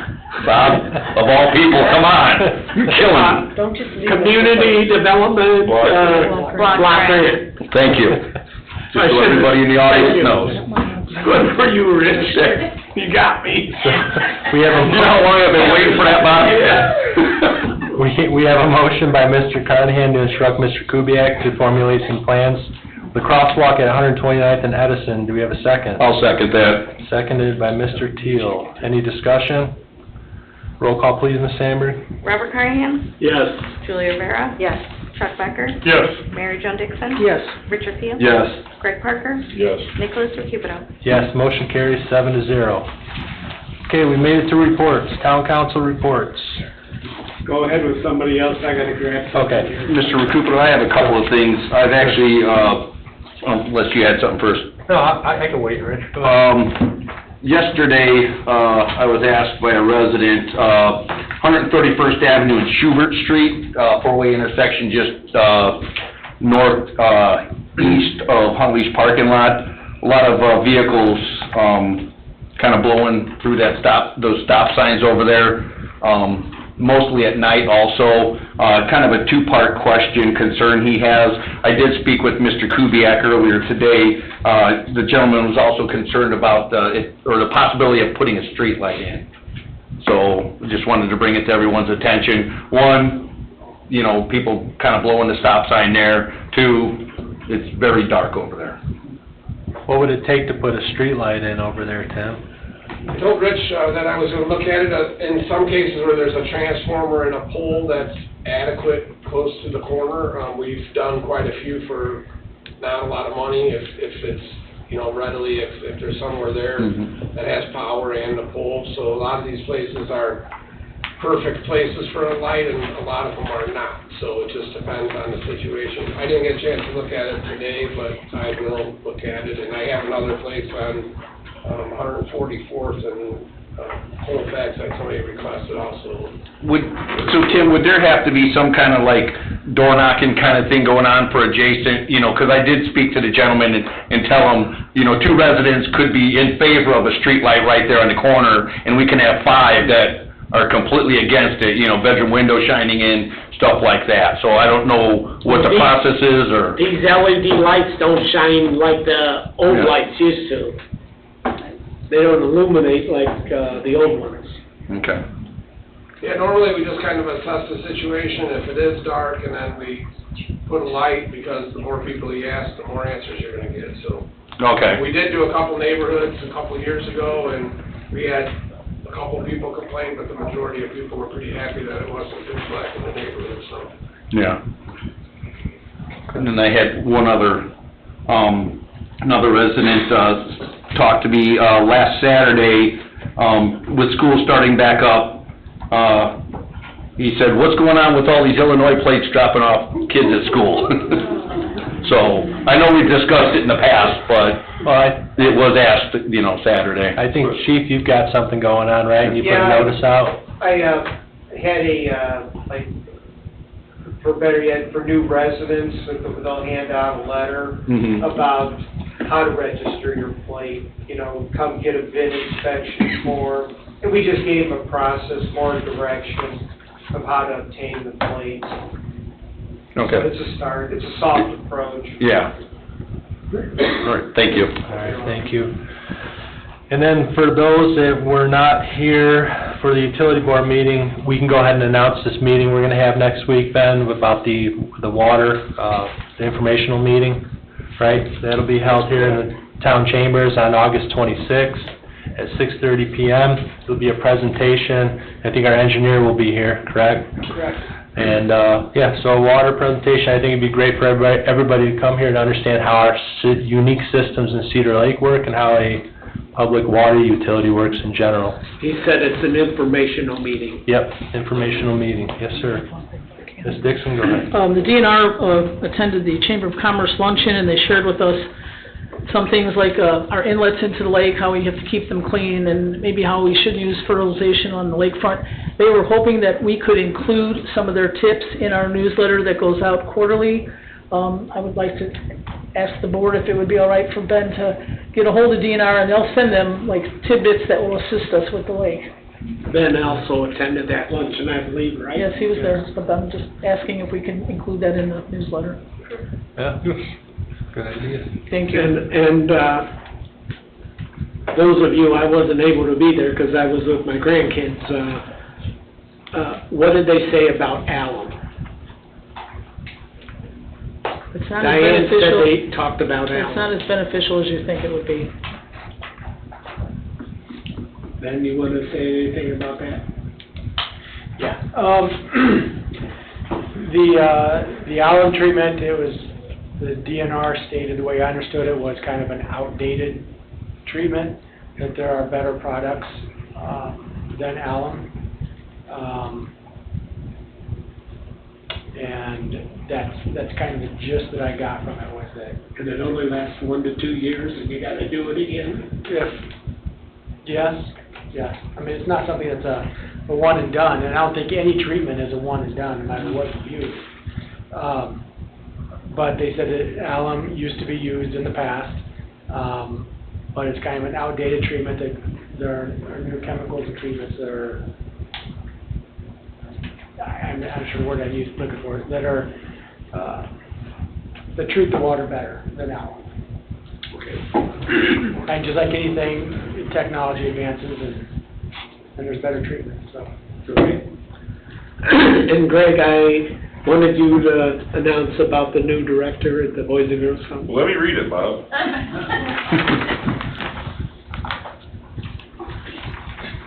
Since he works for him. New Boys and Girls Club Director. The Chamber would like to welcome Alyssa White, the new director of Cedar Lake Boys and Girls Clubs. Alyssa comes with years of experience working with youngsters, from her time as basketball coach at Whiting High School to youth sports director of the Boys and Girls Club and sports director at the Newland YMCA. She was at the Newland Boys and Girls Club before she came to Cedar Lake. Our Cedar Lake Club is what many youngsters think of as their second home, and Alyssa is here to provide fun, interesting, and safe environment for them. Boys and Girls Club has been active in the chamber since 1976, and many of our chamber members belong to the club. Thank you. And I know Alyssa, I think she's gonna do a good job over there, and good things are happening over there. All right, then, I've got one thing here, open house at Railside Business Park, calling all business owners. Railside Park offers 28 prime lots with mixed B3 and M1 zoning. Perfect for a variety of business. Join us to explore the possibilities and see Railside is ideal location for your next venture. And that's Wednesday, September 10th, and I don't have a time on here. So, I don't know what, I guess maybe open all day. Very good. Any other town council reports? I just have a question, Mr. President. This meeting on the 26th, is it like utility board run, council run, just general, or what do we? So, the last time we had an informational meeting here, it was basically engineer run, you know. Okay. And I think that probably, unless you want to run it, Ben, I like being on the sidelines for this one. I like to watch. Our meeting Yeah, with you? yeah. Yeah, I believe between Kevin and myself that we would run the meeting. Okay, very good. I do have a question though. Is that something, I'm assuming that the majority of the council would be here, or no? So how does that need to be advertised? As a meeting? Notice it is a work study. A work session? Okay. Okay. Good. Any other That's all I questions? had. Thank you. All right. I have one other one, and maybe somebody from the Park Foundation would like to be saying this, but September 27th, 2025, from 1 to 5, family-friendly Cedar Lake Fall Festival. It's free, all ages, games, races, and prizes. I don't know if either one of you want to comment on that?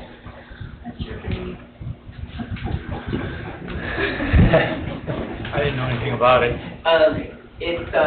Well, we're gonna start sending out flyers, we just got the flyers finished, but we are gonna have a fall festival here in conjunction with the museum, and we're gonna have games and gunny sack races and just fun items for families, just to introduce the foundation. Thank you. Okay, we'll move on to Town Attorney, Attorney Austin. No. Thank you, sir. Clerk Treasurer, Ms. Sandberg. State Board of Accounts will be here next week to begin their audit. Have fun. Good announcement. So if I'm cranky for the next, whoever knows how long. That's why. Okay, thank you. Number 4, Town Manager, Mr. Eldridge. The only things I have is next Thursday, the 28th, we are going to be closing Town Hall, Parks, and DPW staff for 2 hours from noon till 2 for the employee appreciation lunch. We're going to have it around the town grounds here, and of course if there's emergencies or whatever, the staff will respond to those, but that is our plan for 2 hours on the 28th. And then we will announce that on the Facebook page and announcements here on the bulletin board. Very good. Thank you, sir.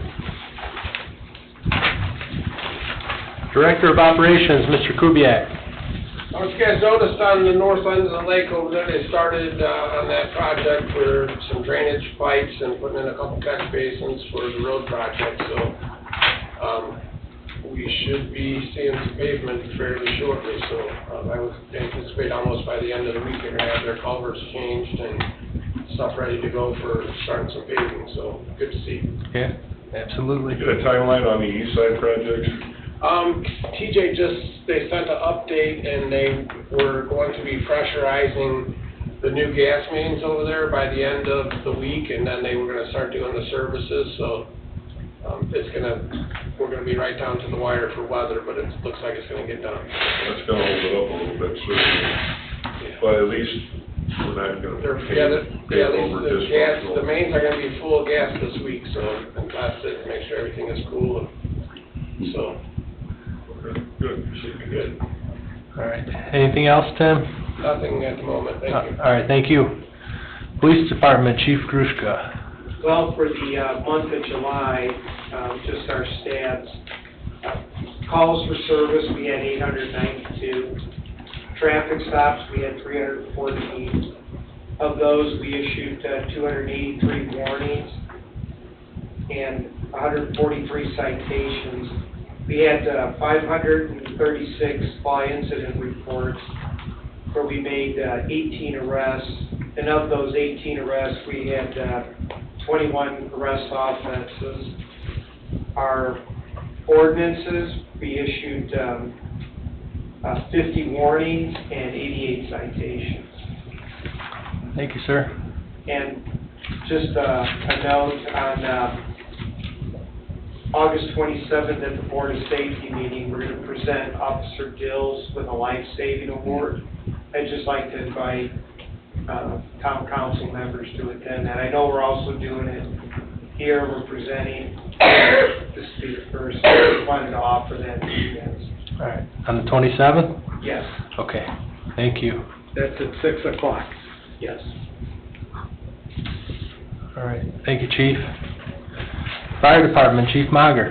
Good evening, council. Good evening. Starting with staff, everyone is healthy and safe. The training and operations report for the month of July are within your packet.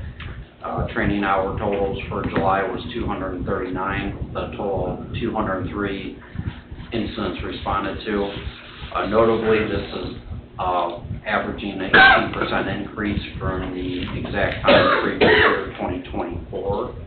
And also the past couple of weeks, August has started off busy. We've had multiple complex incidents, 3 separate incidents in which we used a medical helicopter for a patient transfer to the hospital, 2 structure fires within our fire district, and multiple fires or structure fires within our eight departments.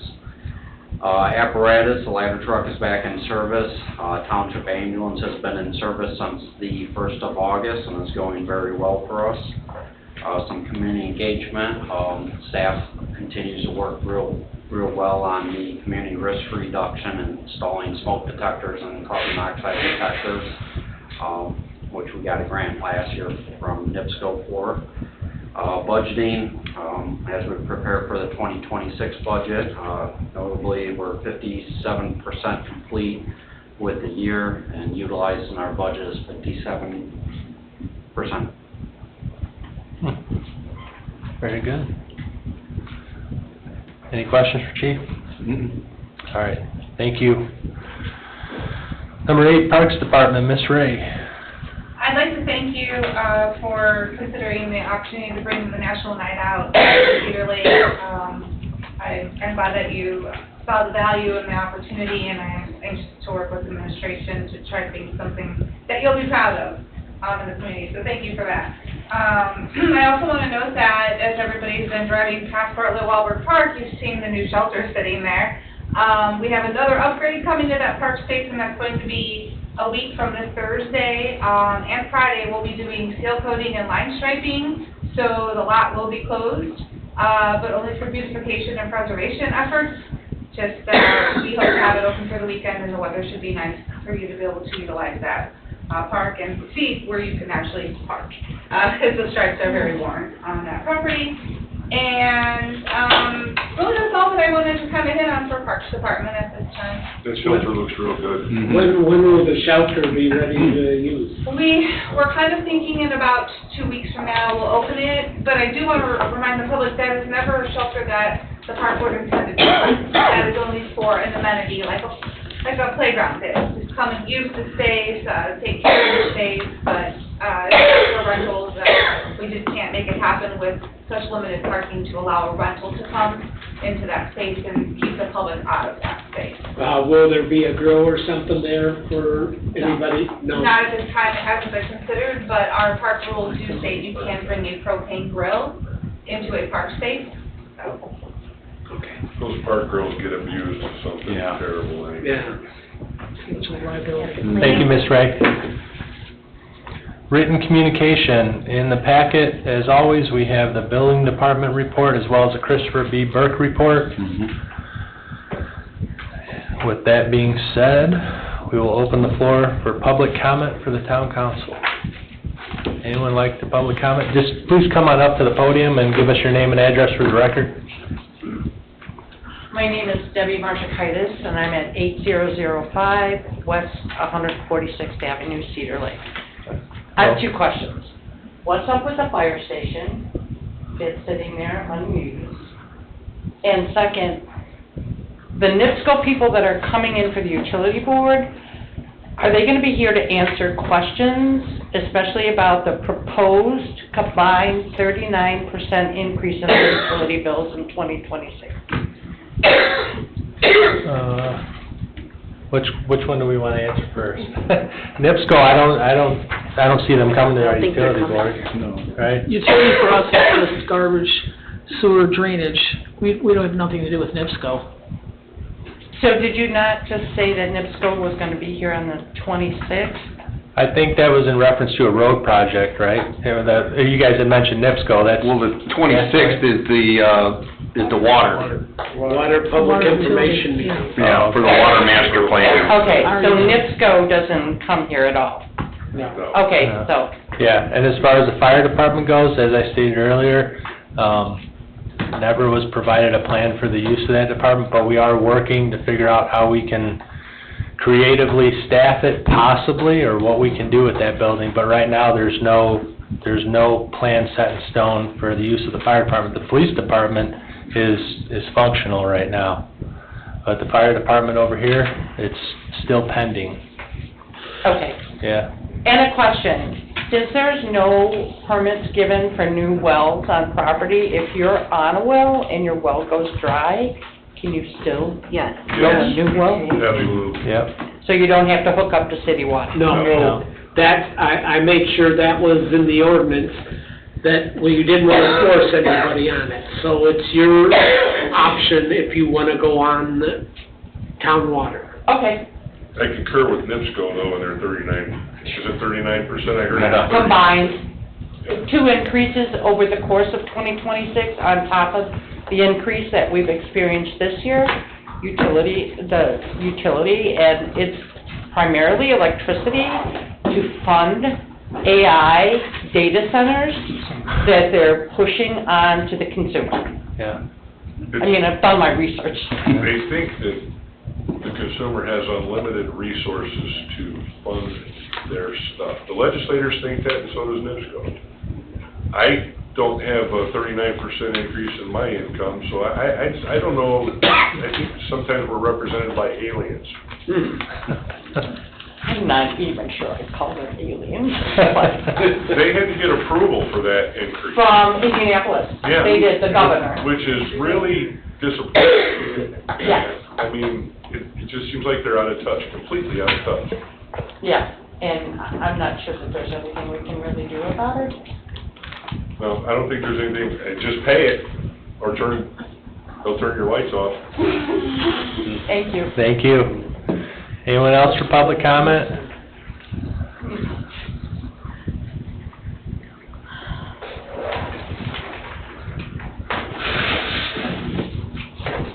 Kathleen Broomhead, 14351 West 135th Avenue, Cedar Lake. I want to thank you for the fund, the whole board, thank you. You're welcome. And Summerfest, like to thank you. And hopefully, next year, we'll work with Mindy and the crew to get them working with us with Summerfest. Thank you. Anyone else? Last call. Anybody online, Miss Amber? No. Okay, public comment is now closed. Our next meeting will be Tuesday, September 2nd, 2025 at 7 PM. This meeting is adjourned at 9:53 PM. Have a good night.